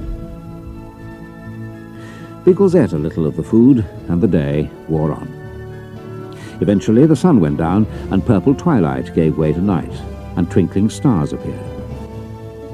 It was about 9:30 that Biggles heard the sound for which he'd been waiting, the musical hum of a gliding plane. And presently he saw its dark silhouette dropping slowly towards the water. With a surging splash, it struck the surface and forged on towards the promontory. Slowly it came to rest, and Ginger's head appeared. Biggles reached out and caught a float to steady the machine. Everything all right? Yes. Did Algy come? No. Did you have any trouble? Nothing to speak of. I saw Raymond and told him how things stood here. He said you can fly straight back home. While Algy's inside Norway, I'm not going to leave it. I doubt if he'll come now. I shall have to go to Boda to fetch him. Got a parachute? Yes. Then you can take me over to Boda right away. Ginger, by this time, had come ashore. I don't like it. What are you going to say when they ask you why you pinched that Messerschmitt? And what about von Stalhein? He may have gone back to Boda. And don't forget that von Stalhein knows Algy. If he spotted him, he'll be waiting for you to arrive. He knows that if he finds one of us, it's only a question of time before the others turn up. It's no use raising objections. Whether he's got Algy or not, I'm going over to look for him. I've still got my Gestapo pass. Then let's get away. Biggles donned the parachute, adjusted the harness, and took his place in the spare seat. Will the aerodrome be blacked out? I expect so, but I know too well where it is to have any difficulty in finding it. Go ahead. In a few minutes they were in the air, standing out to sea, climbing steadily for height. Not until they were at 15,000 feet did Ginger turn off the engine and glide back towards Boda. As they were nearing their objective, Biggles gave detailed instructions. Now, hold her as she is, and you'll pass right over the aerodrome. As soon as you feel me go, get back to the fjord. After that, you'll have to use your discretion. Well, here we go. So long, Chief. So long, laddie. The machine rocked as Biggles dived overboard. Ginger, with a heavy heart, turned back towards the coast. Biggles fell when he landed, but he was on his feet in a moment. He could still hear the drone of Ginger's machine fading away to the west. Otherwise, all was silent. Working quickly, he folded the parachute into a ball and hid it in the bottom of a ditch. This done, he made his way towards the aerodrome, aware that he was taking the most appalling risk. If von Stahlheim had returned to Boda, he was virtually committing suicide. Nobody challenged him as he walked towards his quarters, when suddenly Kristen appeared. He stopped dead when he saw Biggles. Where were you all day yesterday? Doing a job for the Gestapo. I told you. Oh, yes, you did, but, well, people have been looking for you. People? For me? Why? Somebody took a Messerschmitt from here without permission, and as you couldn't be found, it was thought that you had taken it. A fellow named von Stahlheim was here looking for you. Then word came that the missing machine had landed in Stavanger, so he went on there. Then I'd better have a word with him. Do you know if he's come back? I haven't seen him. Then I'll ring up my chief in Oslo and find out. Biggles moved on towards the orderly room, but stopped suddenly. By the way, what is this rumor about an English spy being captured here? I haven't heard anything about it. Evidently it was only a rumor. See you later. He walked on, well satisfied with his inquiries. While it was by no means certain, it looked as if von Stahlheim had not come back to Boda, and that Algy was still at large. The most reasonable supposition, he concluded, was that Algy would be hiding somewhere near the aerodrome boundary, watching and waiting for a chance to speak to him. But before he could look for Algy, he had to allay suspicions concerning himself. The best way would be to ring up the hotel port, speak to von Hyman, and tell him that he'd been looking for von Stahlheim. He made his way to the squadron office, where he asked permission to use the telephone for the purpose of getting into touch with von Hyman. Permission was given, but not before he'd been subjected to a difficult cross-examination by the adjutant. However, Biggles satisfied him by referring to his Gestapo duties and put the call through to von Hyman. It was answered by von Stahlheim. As he announced his name, Biggles knew that he'd made an error of judgment. He should have thought of the possibility of von Stahlheim answering the telephone. Gestapo headquarters in Oslo was the most likely place for him to be. Biggles, however, did not lose his head. The adjutant was watching him, so he dare not give a fictitious name. This is number 2001. I wish to speak to Oberleutnant von Hyman. Von Hyman is not here. What did you say your number was? 2001. There was a brief pause. What is your name? My orders were to use a number only, sir. I am asking you for your name. What is it? Hendrik. Lieutenant Hendrik. Biggles could almost see von Stahlheim's face at the other end of the line. Where are you speaking from now? From Boda. I want to see you. I want details of your adventure in Narvik. I'll come to Oslo and report to you, sir. No. I'll come to Boda. Do not leave the aerodrome until I arrive. Can I expect you tonight? No. I'm too busy just now. I'll be along in the morning. Then I'll wait for you here. Good night, sir. Biggles hung up, thinking fast, and left the office. Whether von Stahlheim had recognized his voice or not, he didn't know. But in any case, he would be very anxious to see this elusive Norwegian named Hendrik. Too anxious to wait until the morning. It was far more likely that he would start for Boda forthwith in a fast car. But where was Algy? Biggles began walking along the boundary of the aerodrome, aware that the very minutes of his freedom were numbered. He broke into a run and finally, in sheer desperation, called Algy by name. But there was no reply. Sick at heart, he completed a circuit of the aerodrome, and hardly knowing what to do next, made his way to the hangars, taking care to keep within their deepest shadows. He saw a car coming up the private drive. Outside the orderly room, which was less than 100 yards from where he stood, it stopped. A slim figure alighted quickly. It was von Stahlheim. Biggles walked quickly towards the main road. No useful purpose would be served by remaining where he was. In order to reach the main road, he had to walk across the open moonlit area traversed by the drive. He'd gone only a few yards when there was a shout. Hey, stop! Do you want you in the office? Looking back, he saw Kristen shouting and von Stahlheim's car, which was fast approaching him. He drew his pistol and waited. He was in no mood to face von Stahlheim's triumph. As the car drew level, a head appeared at the window, the driver wearing a German uniform greatcoat. To Biggles' surprise, he spoke in English. Can I give you a lift? For a split second, Biggles stood transfixed. Then he gulped and flung himself into the car. The driver was Algy. Where'd you like to go, sir? Anywhere, but get going and make it fast. Certainly, sir. Algy swung into the main road and pressed the accelerator flat. For perhaps a minute, neither Biggles nor Algy spoke. It took Biggles that time to recover from the shock. Then, Where the dickens did you spring from? Oh, I was just hanging around, you know, in case I was wanted. Where did you get that uniform? It's only a greatcoat. Oh, yes, I remember now. Ginger told me. Where did you get this car? It was standing outside station headquarters. You know to whom it belongs. Von Stahlheim. Good grief. Last night I pinched his plane. Now we've got his car. We shall have to drop him a line and thank him for providing us with transport. Well, I was hanging around near headquarters and saw you break cover and make for the road. Von Stahlheim's car was standing where it left it, so knowing how you hate walking, I thought I might as well bring it along. Thanks, laddie. You were just about in time. So I gathered. But isn't it time we decided where to go? Ginger's waiting for us at the fjord. But we won't get there in this car. Von Stahlheim will get on the phone and warn his patrols to be on the lookout for us. But we should reach Oslo before they get the barricades up. And then what? We'll make for the harbour. There were some flying boats there the last time I saw the place. For your information, I'm a member of the Gestapo. I mention that because I've got a pass in my pocket, which may help us. Won't von Stahlheim take steps to have the bearer of it arrested? Unquestionably. But it'll take him time to notify every German in Norway. Speed now is everything. What did Ginger talk about? He gave me the lowdown on everything. Incidentally, I sent back information to Raymond about Boda and suggested that our bombers came over and knocked the place about a bit. This may be our boys coming now. Algy peered upwards through the windscreen.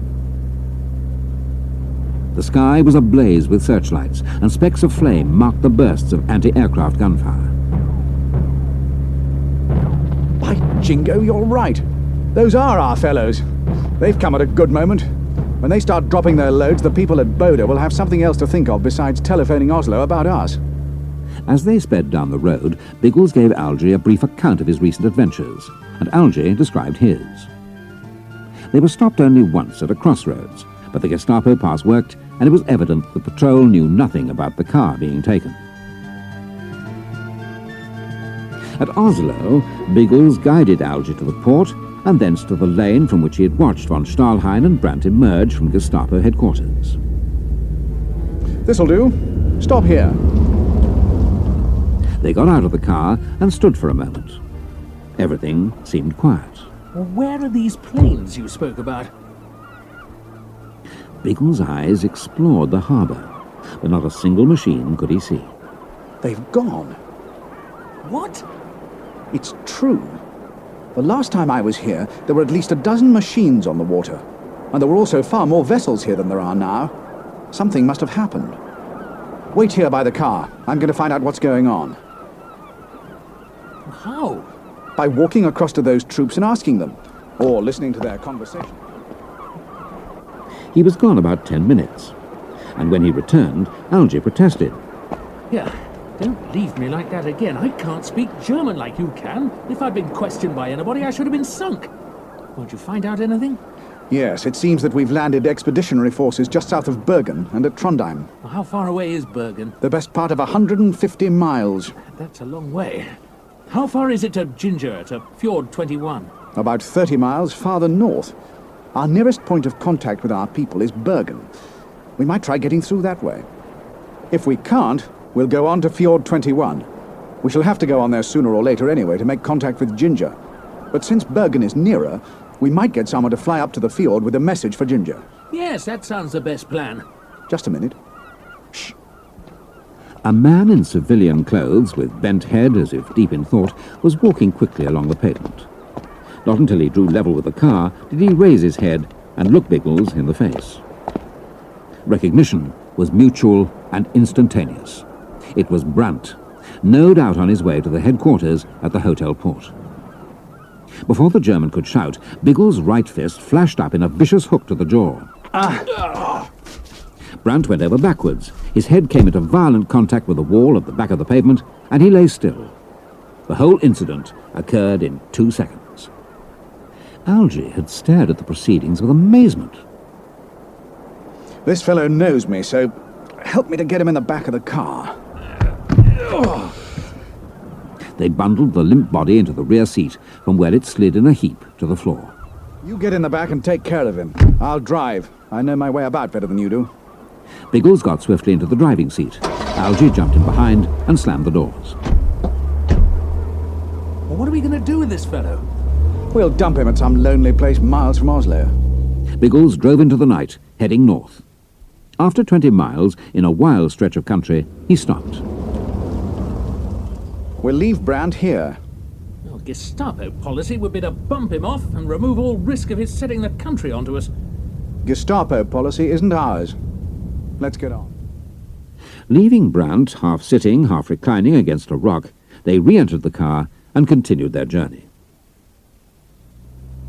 Getting pretty close to Bergen, but there's no sound of a battle.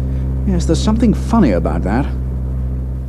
Before long, they reached the German forces and were stopped by a patrol, to whom Biggles showed his pass.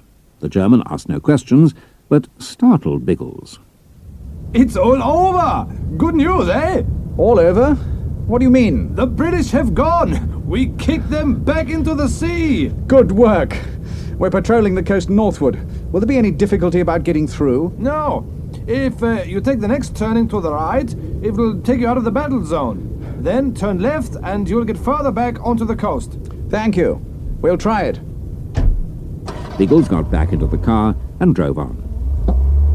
Phew, that was a bit of a shock. I wonder what made our fellows withdraw. It's no use guessing. We've got to get to Fjord 21 now, before daylight. Look, you try to get a spot of sleep. Then later on you can relieve me at the wheel and I'll have a nap. The worst of these jobs is, one doesn't get time to eat or sleep. Biggles drove on, tired to the point of exhaustion. And at last, as the grey of dawn stained the eastern sky, he stopped the car and nudged Algy, who awoke with a start. Huh? Oh. Take the wheel. I'm played out. They exchanged seats, and Biggles sank back with a weary sigh. It seemed that he had no sooner closed his eyes than he was being violently shaken by Algy. Brace yourself. We're as near as we can get to the fjord by staying on the road. What had I better do with the car? Well, we shan't need it again. Drive into that gully just ahead. Nobody's likely to see it there. Algy drove the car off the road into a narrow gorge, the sides of which were thick with stunted firs. They got out and returned to the road. A pink dawn had lighted the wild landscape, enabling them to see for a considerable distance. But, to their relief, no one was in sight. Some distance to the left lay the sea. Nearer, a jagged ridge marked the crest of the cliff that hemmed in the fjord. Thank goodness. If Ginger hasn't got into trouble, we're as good as home. Walking briskly, they soon reached the ridge. Throwing themselves flat, for it was a nasty drop into the fjord, they looked down. Neither spoke. Ginger's machine was not there. But the fjord was not abandoned. On its placid surface floated a squadron of Dornier flying boats and 2 store ships. A large green and brown camouflage tent had been erected on the one spot available, and into this stores and materials were being carried by several men. A little group of pilots sat on the rocks near the planes, smoking. Algy gazed at the scene for a few minutes. What do you suppose became of Ginger? Well, we can only guess. But as I can't see any trace of his plane or any quantity of oil on the water, I'm inclined to think he got away. He might be sitting in another fjord not far away. Or he might have gone off to get a load of bombs to knock the daylights out of those Dorniers. They were still squatting among the rocks that lined the rim of the fjord, wondering what to do next, when from out of the west came the roar of aero engines. Algy pointed to a line of tiny black specks that had emerged from the thin mist that hung over the sea. Look, they're coming straight to this spot. Biggles was on his knees, stiff with excitement. You're right. They're ours, too, if I know the sweet song of Merlin engines. By gosh, I got it. Ginger has fetched them to bomb the place. Keep your head down. This is going to be a warm spot in a minute. As they drew near, the planes, skewers of the fleet air arm, dived steeply. Everything below was in a state of panic. The surprised Germans had no time to establish an adequate defense. Lying on the rocks, Biggles and Algy watched the raid with bated breath. In line ahead, the British machines, flying low, swept up the field, and over the German camp, a cloud of bombs went down. Spouts of water leapt high into the air. Echoes flung back the thunder of the explosions as the fjord was filled with smoke. Biggles had no difficulty in picking out Ginger's seaplane, but it kept a little apart from the rest. There he is. For all we know, he may have spotted us. If he has, he'll land on the fjord, or at the entrance to it. Look, you stay here in case the smoke clears, in which case he'd be more likely to see you up here than down below. I'll go down to the water to see if he has landed. If he has, I'll dash back here and let you know. Biggles made for the landslide down into the fjord. The smoke was still rising, so visibility improved as he went down, and by the time he reached the water level, he could see for some distance. He noted that the bombs had caused chaos, but he was not concerned with these things at the moment, for Ginger was just landing. As soon as it was on the water, the seaplane swung round and roared towards the place where Biggles stood. Ginger, white with excitement, stood up in the cockpit. Where's Algy? He's waiting on top. We weren't sure if you'd spotted us. I'll fetch him. Biggles set off back up the landslide, little guessing what he was to find at the top. Algy had remained on the edge of the cliff overlooking the fjord, and had flung his German greatcoat aside as it impeded his movements. He stood up ready to make a dash at the appropriate moment when he heard someone coming, and he thought naturally that it was Biggles. But before he could move, out of the smoke burst a crowd of German officers and their mechanics. One of the officers was carrying a submachine gun, and the instant he saw Algy, he covered him. The whole thing had happened so suddenly that Algy had no time to do anything. In the circumstances, he probably did the wisest thing. He put his hands up. The Germans closed in around him. An officer smiled with no particular animosity. Hot work, yeah? Very hot. Algy wondered what was going to happen next. At that moment, Biggles appeared over the rim of the fjord, not 10 yards away. He stopped dead when he saw the crowd, but then came on again. He saw at a glance what had happened. Hello, what's all this? We got one of them. Where have you come from? As we know, Biggles was still in German uniform. I was just flying into the fjord when the British arrived. There wasn't room to turn, and in the smoke I couldn't see a thing.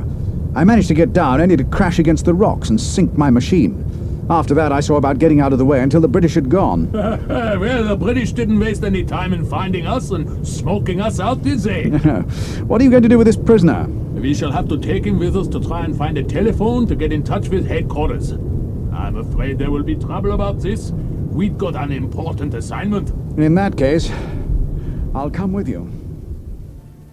Meanwhile, Ginger, waiting anxiously down on the fjord, could not understand why Biggles and Algy didn't come. As the smoke began to clear, a rifle cracked and the bullet zipped through his fuselage. Then another whistled unpleasantly close to his head. The sailors on the store ship were shooting at him, and within seconds he would be under the fire of every German who had survived. All he could do was open the throttle and take off, hoping that from the air he'd be able to locate the others and somehow pick them up. He soon saw them. He also saw the Germans and guessed what had happened. There was nothing he could do. He watched the party walking inland along the edge of the cliff. Then, feeling utterly helpless, he turned away and headed north. Biggles and Algy watched him go. Algy strode along with a mechanic on either side of him. Biggles stayed with the officers. After a short rest, they went on to the same main road over which Biggles had passed earlier in the day. While deciding which way to go, a motorcyclist stormtrooper came tearing along. He stopped when he saw the party and was soon told what had happened. I shall have to let headquarters know about this. I'm on the trail of 2 British spies who may have had something to do with the raid. You'd better keep your eyes open for them. Biggles noted that from time to time squadrons of German planes passed high overhead, all heading northward, and he asked the Germans if they knew the meaning of this. The senior lieutenant smiled knowingly. Haven't you heard? No, I haven't heard anything. Keep this to yourself, but the British North Sea Fleet is sailing into a lovely trap. How? Well, to start with, our intelligence people know they are going to land troops at Narvik, and the British fleet will use Westfjord as a base. They're heading straight for it now. But they don't know that we've stuffed the fjord full of magnetic mines.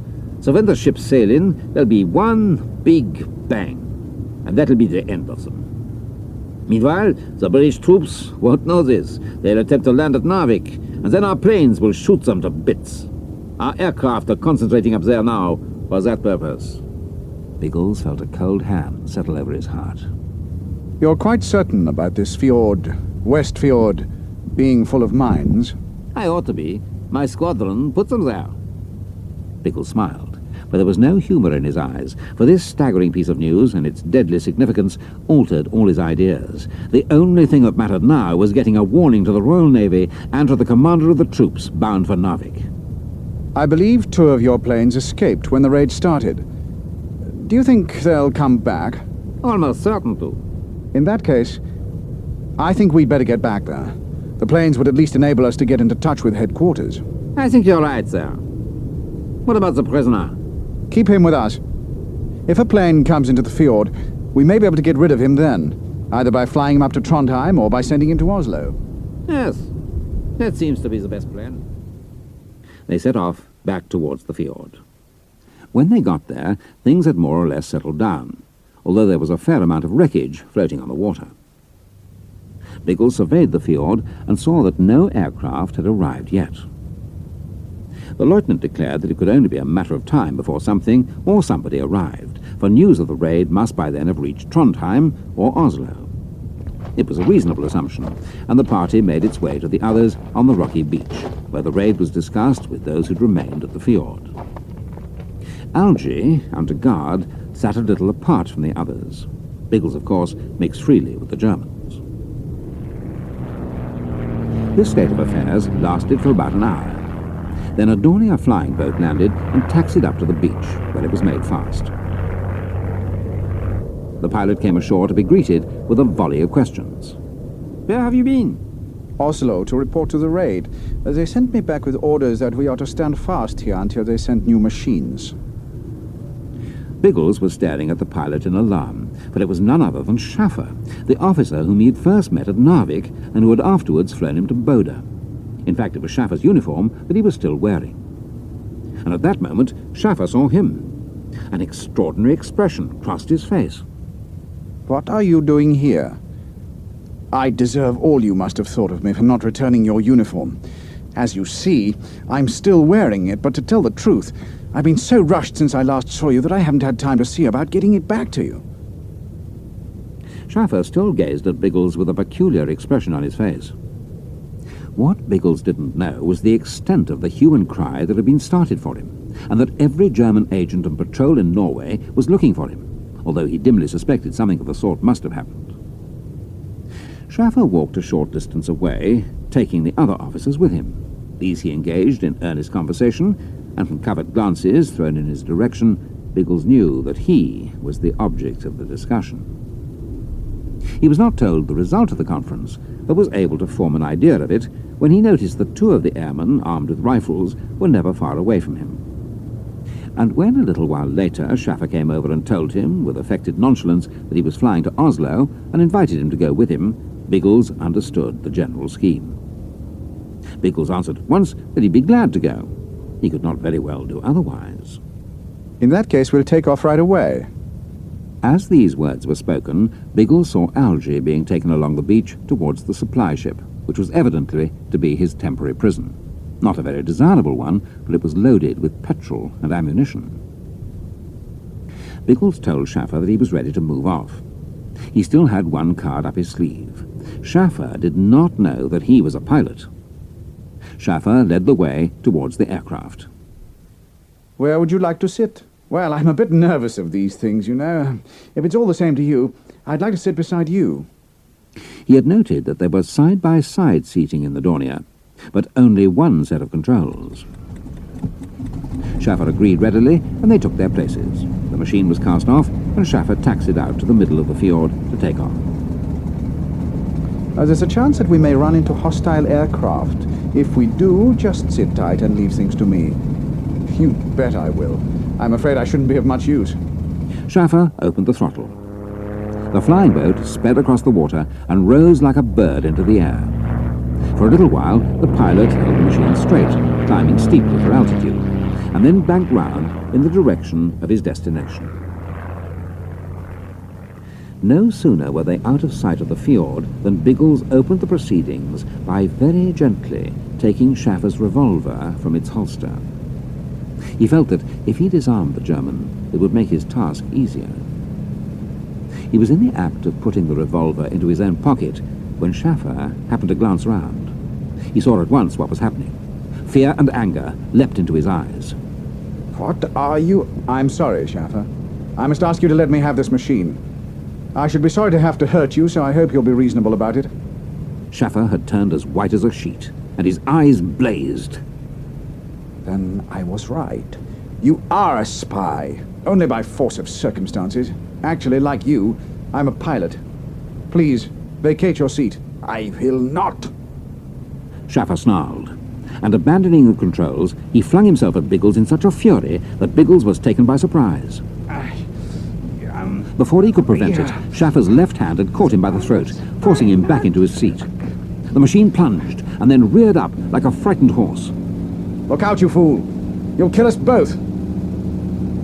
Schaffer's only reply was to hook an arm round his neck, with the result that the machine was left to its own devices. Biggles saw the rock-bound coast leaping towards them, and realized that if something were not done instantly to check the fall, they were both doomed.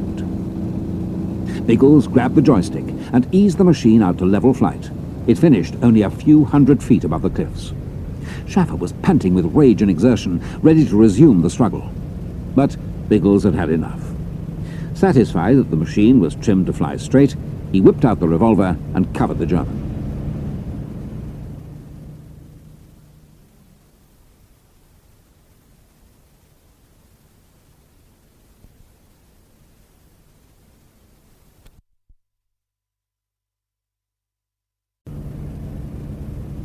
One move, and I shall have to shoot. Believe me, I don't want to, Schaffer. But if it's going to be one of us, it isn't going to be me. Schaffer made no answer. So Biggles, still watching him, got more securely into the pilot's seat. He flew with one hand on the control column, and the other held the revolver. I'm going to land. We'll finish the argument in more stable conditions. He cut the throttle and began gliding towards the calm water below. After the roar of the engine, the silence was broken only by the whine of wind over the wings.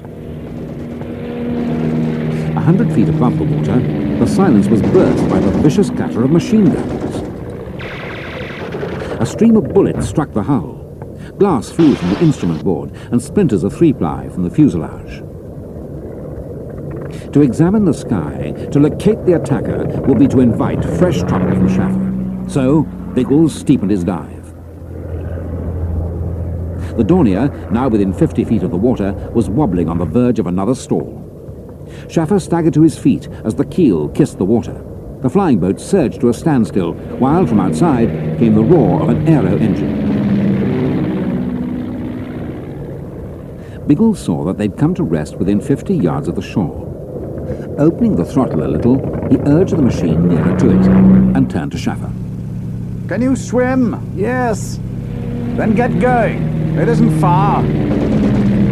Schaffer hesitated, but another burst of fire which struck the machine aft seemed to decide him. I shall be interested to watch the outcome of the argument between you and your countrymen.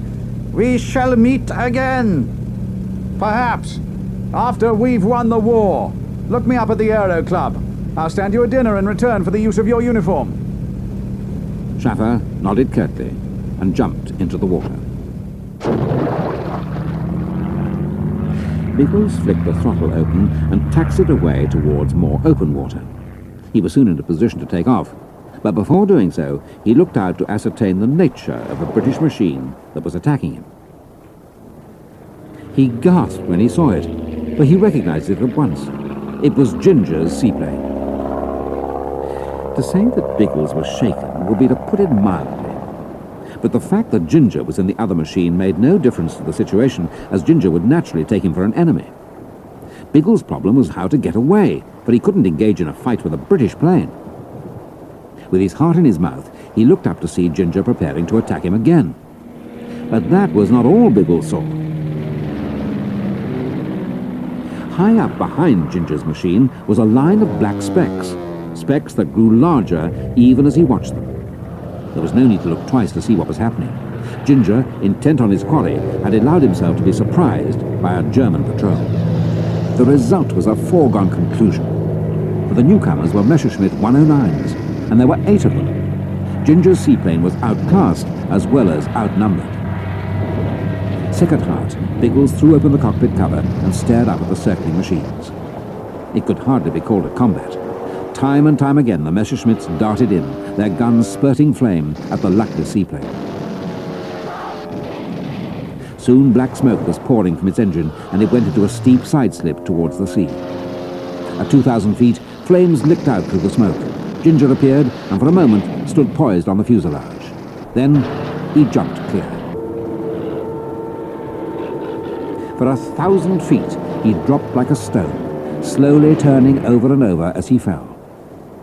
Then a white ribbon flashed above him. It grew longer, and his fall was checked as the parachute blossomed out. A gasp of relief burst from Biggles' lips as he dropped back into his seat. He pushed the throttle open, and in a moment was taxiing at dangerous speed towards the area where he judged Ginger would fall.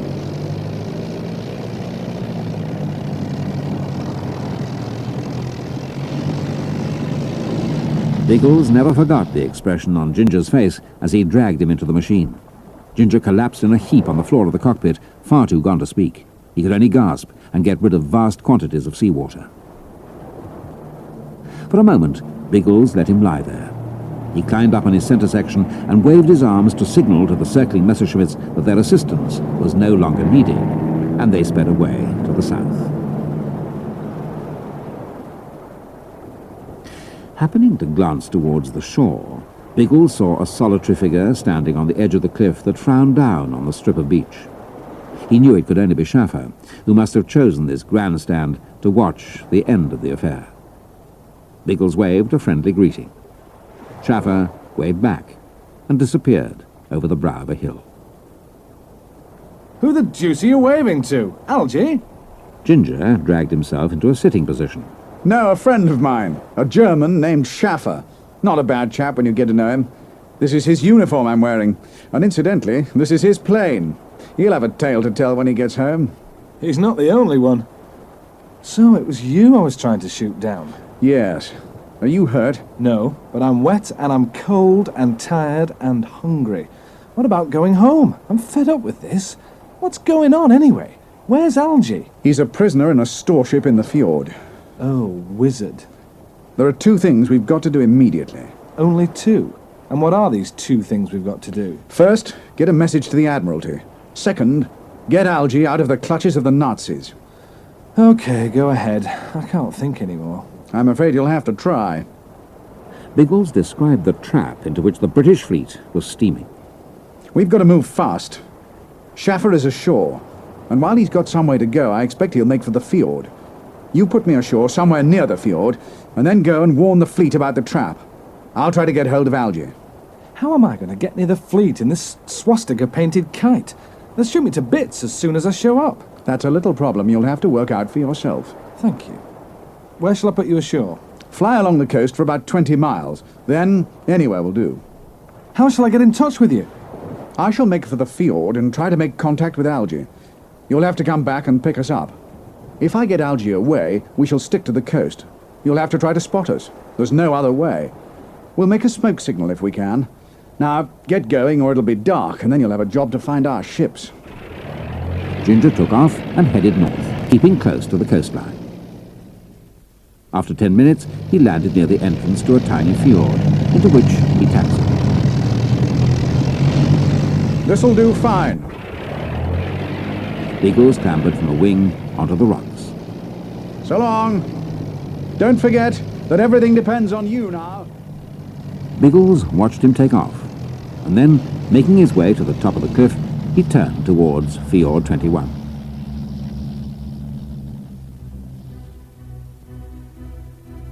Ginger had been flying for nearly an hour when doubts began to assail him. Doubts that sharpened quickly to alarm as his petrol gauge fell back and neither ship nor plane broke the loneliness that surrounded him. With sinking heart, he nursed his engine until the inevitable happened. The petrol supply dried up. Then it stopped altogether, and he had no alternative but to drop his nose and begin a long glide towards the sea.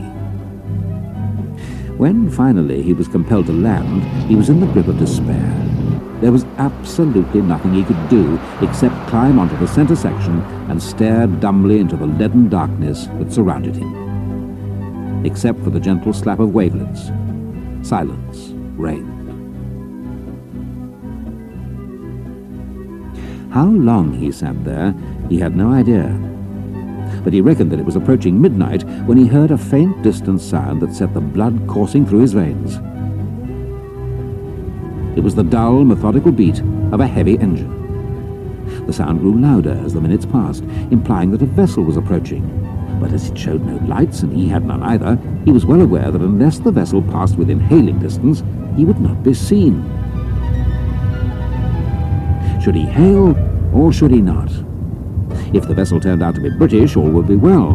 But if it proved to be German, then the worst would have happened. Drawing a deep breath and cupping his hands round his mouth, he let out a hail. Ahoy! To Ginger's relief, it was answered immediately in English. Friend! I'm in an aircraft on the water! I've run out of fuel! In a few minutes, Ginger was taken aboard a British armed trawler under the command of a naval officer. The aircraft having been taken in tow, Ginger was led to the captain's cabin, where he poured out his story, laying particular emphasis on the trap that had been laid in Westfjord for the British fleet. He also described the base which the Germans had established in Fjord 21 and the store ship that was still there. When he'd finished, he was given a square meal, while the naval officers withdrew to confer. Ginger relaxed and felt that he could now safely leave things to the Navy. Engrossed in his meal and thinking over events, he was suddenly flung across the cabin by a fearful explosion which took him completely unawares.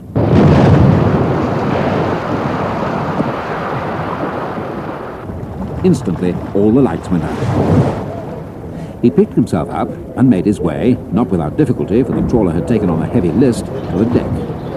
The darkness was such that he could see nothing distinctly. The trawler lurched, and he was aware of water swirling round his legs. He saw forms in the gloom, but beyond the fact that the trawler was sinking, he couldn't get a grasp on the situation. The doomed vessel lurched again, causing a great hissing of steam. Sliding across the deck, Ginger jumped blindly into the sea. And as soon as he came to the surface, he started swimming away as fast as he could. He could still see nothing, but there were shouts in the darkness round him. They sounded strangely unreal. Whether he swam into the submarine or whether it rose up under him, he never knew. He was suddenly aware of a black bulk right beside him, and instinctively he tried to climb on it. Exhaustion and shock had reduced him to a state of semi-consciousness, and in a dreamy sort of way, he was vaguely aware of hands clutching at his jacket and dragging him up. What happened after that, he didn't know.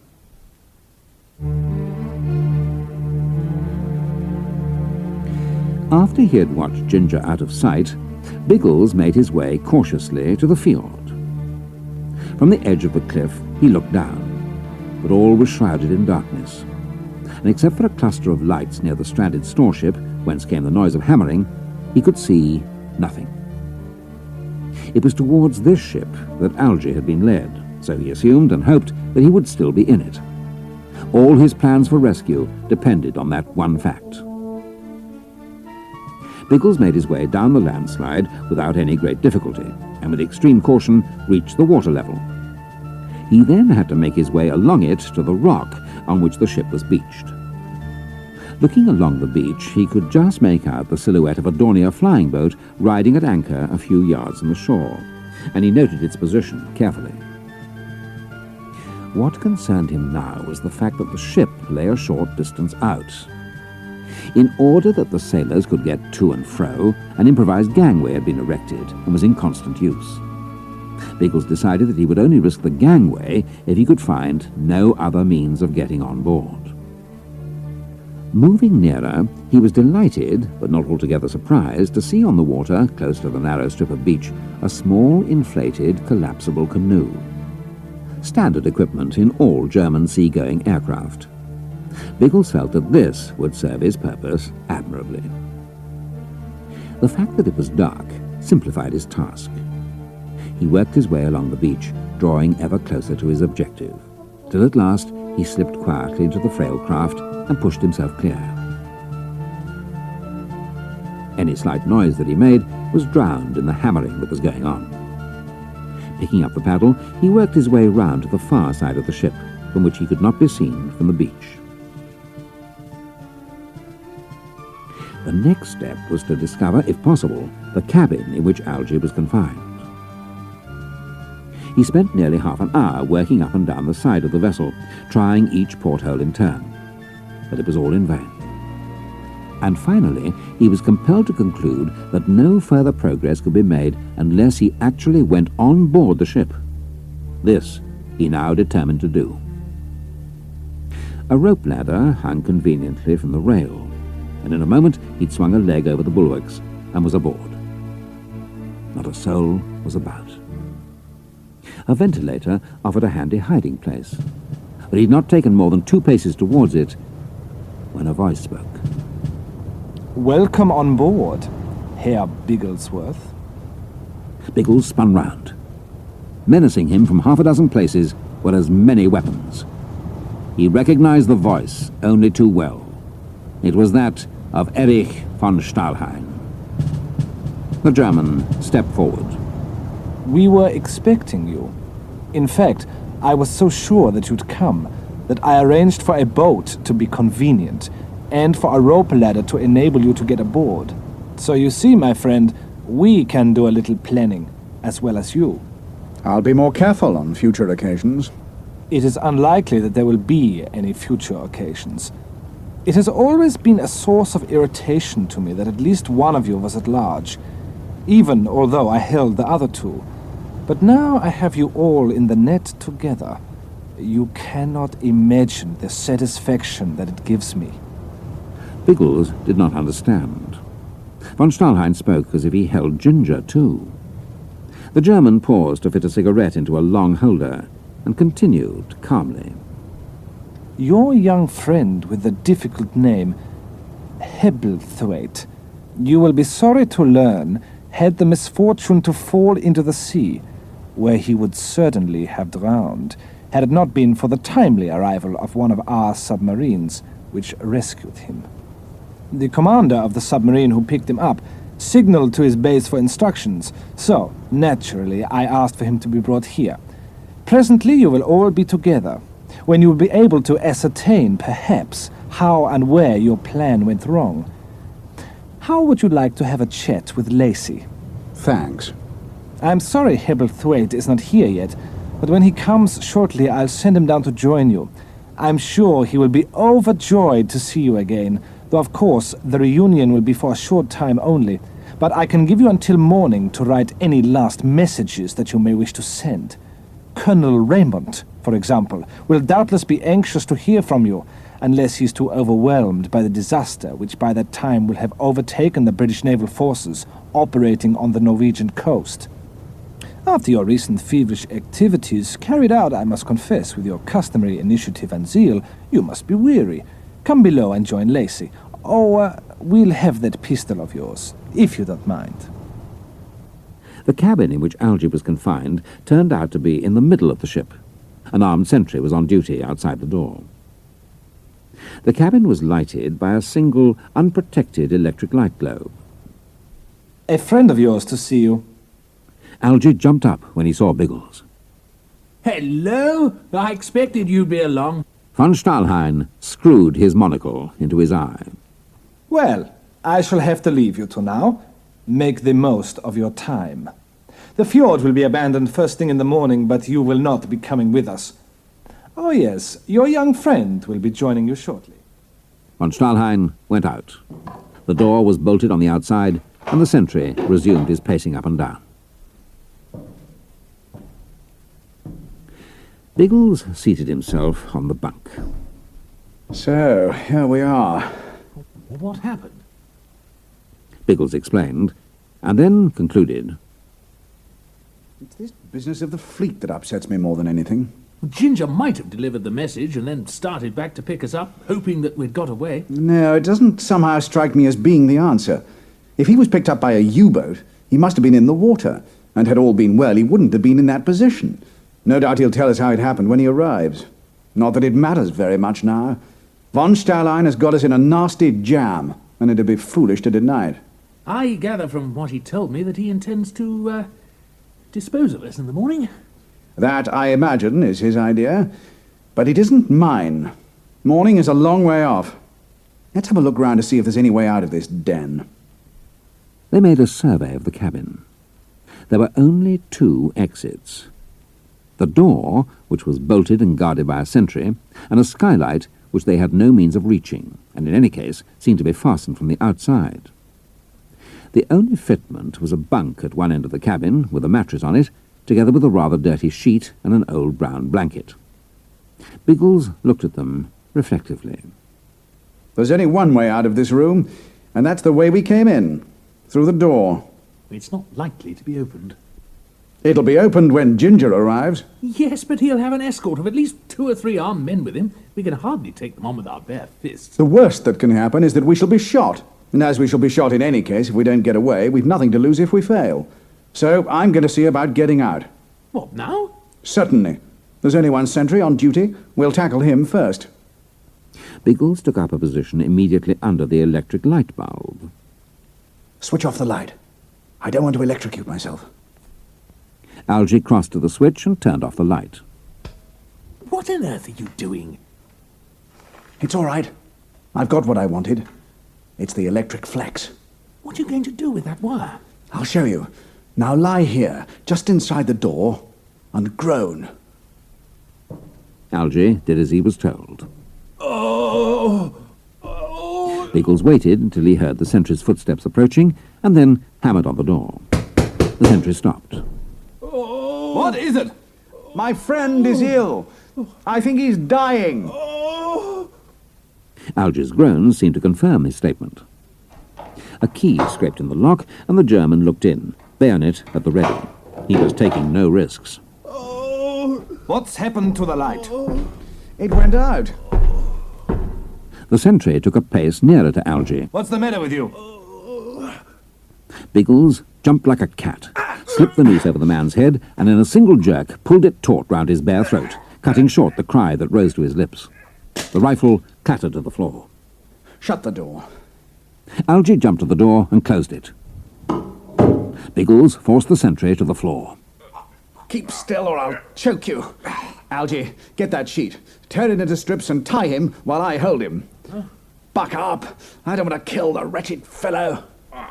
After he'd loosened the wire, Biggles relieved him of his jacket and trousers, securely bound and gagged him, and lifted him into the bunk and spread the blanket over him. Why all this performance? There's nothing to prevent us from making a bolt for it, is there? You seem to have forgotten Ginger. We can't go without him. From now on, I'm the sentry. You stay here and keep an eye on Fritz. I'm going outside. He locked the door and took up the sentry's duties. Everything now depended on Ginger's early arrival, for should this be delayed, a dozen contingencies might arise to betray the plot. It was a good half hour before Biggles heard with satisfaction the tramp of feet coming up the gangway. A minute later, there appeared at the end of the corridor a naval officer in oilskins carrying a revolver holster, two seamen, also in oilskins carrying rifles, and, between them, looking very forlorn, Ginger. The party came to a halt in front of the door where Biggles awaited it. He saluted, unlocked the door, and threw it wide open, and the party went inside. Biggles brought up the rear. As soon as he was across the threshold, he dropped the point of his bayonet until it was pointing at the officer's back. The first man who moves or makes a sound dies. We're desperate men. Algy, take the revolver. Ginger, collect the rifles. The Germans seemed stunned, which was hardly surprising. They were disarmed almost before they realized what was happening. Take their oilskins and caps, then tie them up. Use the rest of the sheet, and the flex. Ginger, did you get that message through to the fleet? No, I didn't. I ran out of petrol. All right. That's all I want to know.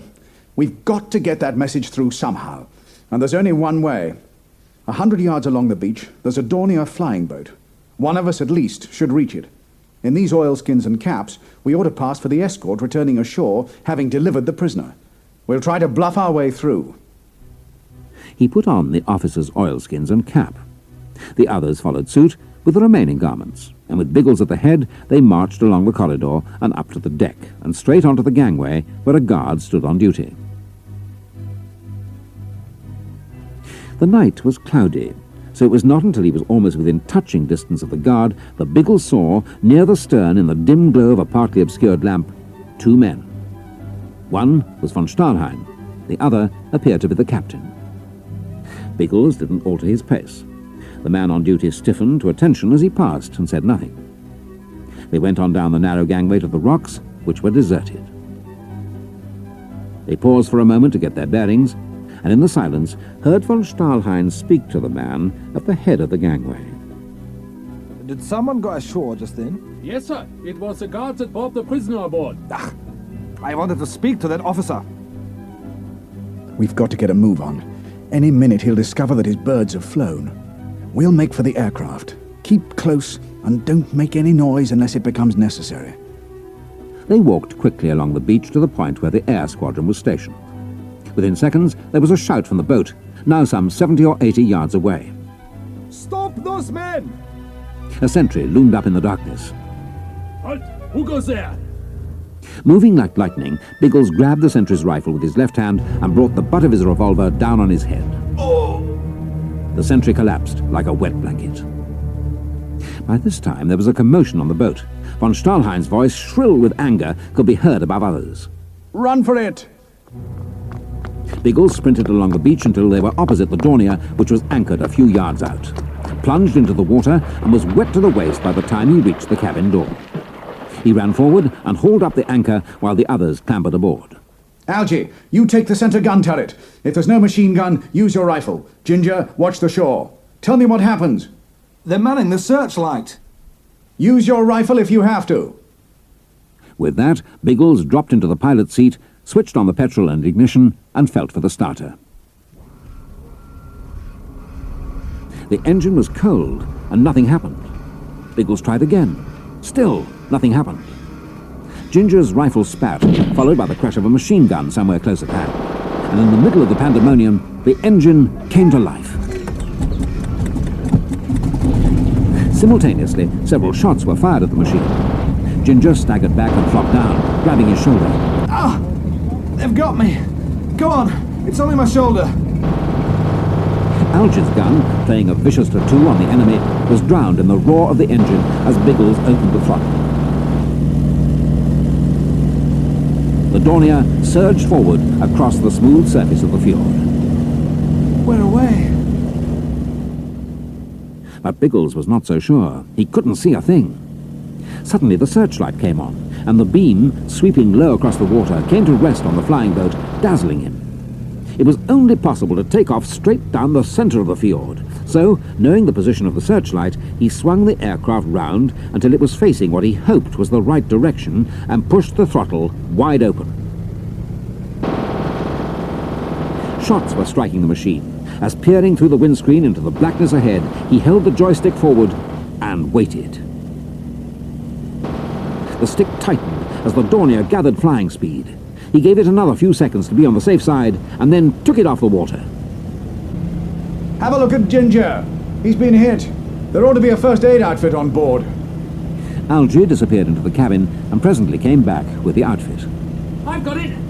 Incidentally, I see we've got a load of bombs on board. Have we, though? A curious smile crossed Biggles' face. He looked down. Now at 2,000 feet, the outlines of the fjord could easily be traced, and he swung round in a wide curve to fly back over it. 2 or 3 searchlight beams crisscrossed the sky in search of him, and flecks of flame showed where the flak was bursting.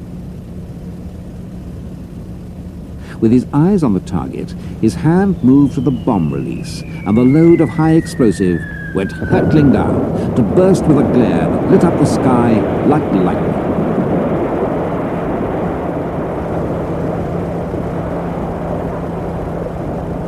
Satisfied with his parting shot, Biggles turned towards the west, and soon the coast was a dark shadow behind him.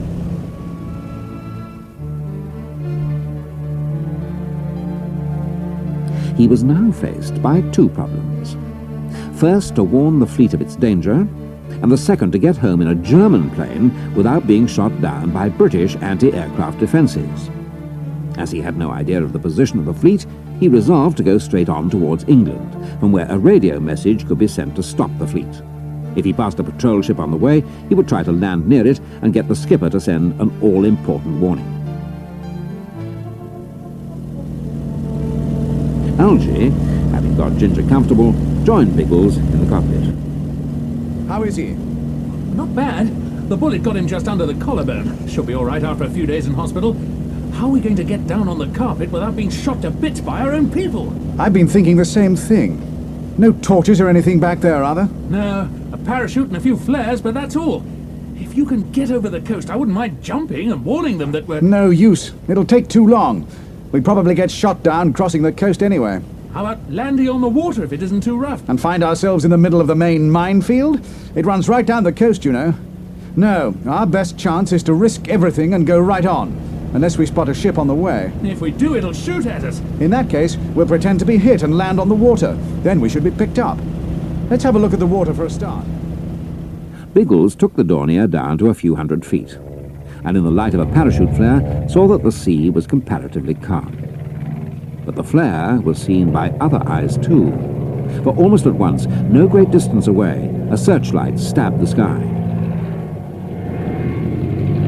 Blipping his engine to attract attention, he went straight on down and landed on the water, where within a short time, the searchlight picked them out. We should look silly if that vessel turned out to be a German. A few minutes later, the slim outline of a destroyer loomed up in the gloom. It carried no lights. A Scottish voice, amplified by a megaphone, came across the water. Who are you? British prisoners escaping in a German plane. Please pick us up. In 5 minutes, the 3 friends were aboard her, talking to her commander in his cabin. Ginger, with his arm in a sling, looking rather pale, was present, for he had insisted on making light of his wound. Biggles introduced himself. I'm Squadron Leader Bigglesworth of the RAF.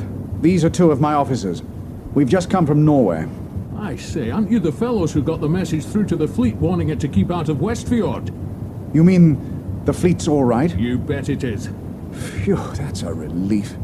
But how did it happen? I mean, how did the fleet get the message? I don't know the details. Apparently one of our intelligence blokes got into touch with the skipper of a trawler. The skipper sent a signal to the Admiralty, and the Admiralty issued fresh orders to the fleet. That's all there was to it. But the trawler was sunk by a torpedo. That's right, but that happened after the skipper had been in touch with the Admiralty. Shortly afterwards, an SOS came through from the same trawler to say they'd been torpedoed, and one of our destroyers hurried along and picked up survivors. Some time was spent looking for the fellow who brought the message about the trap that had been laid for the fleet, but he couldn't be found. For a very good reason. He'd been picked up by a U-boat. It was me. Oh, so that's how it happened. Good show. I'll put you ashore as soon as I can. Meanwhile, is there anything you want? Plenty. A bath, a square meal, a comfortable bunk, and home. I think we can supply that. In fact, we're setting a course for home right now. Come below and I'll fix you up with the rest. Lead on. 5 hours later, the destroyer steamed slowly into an East Coast port.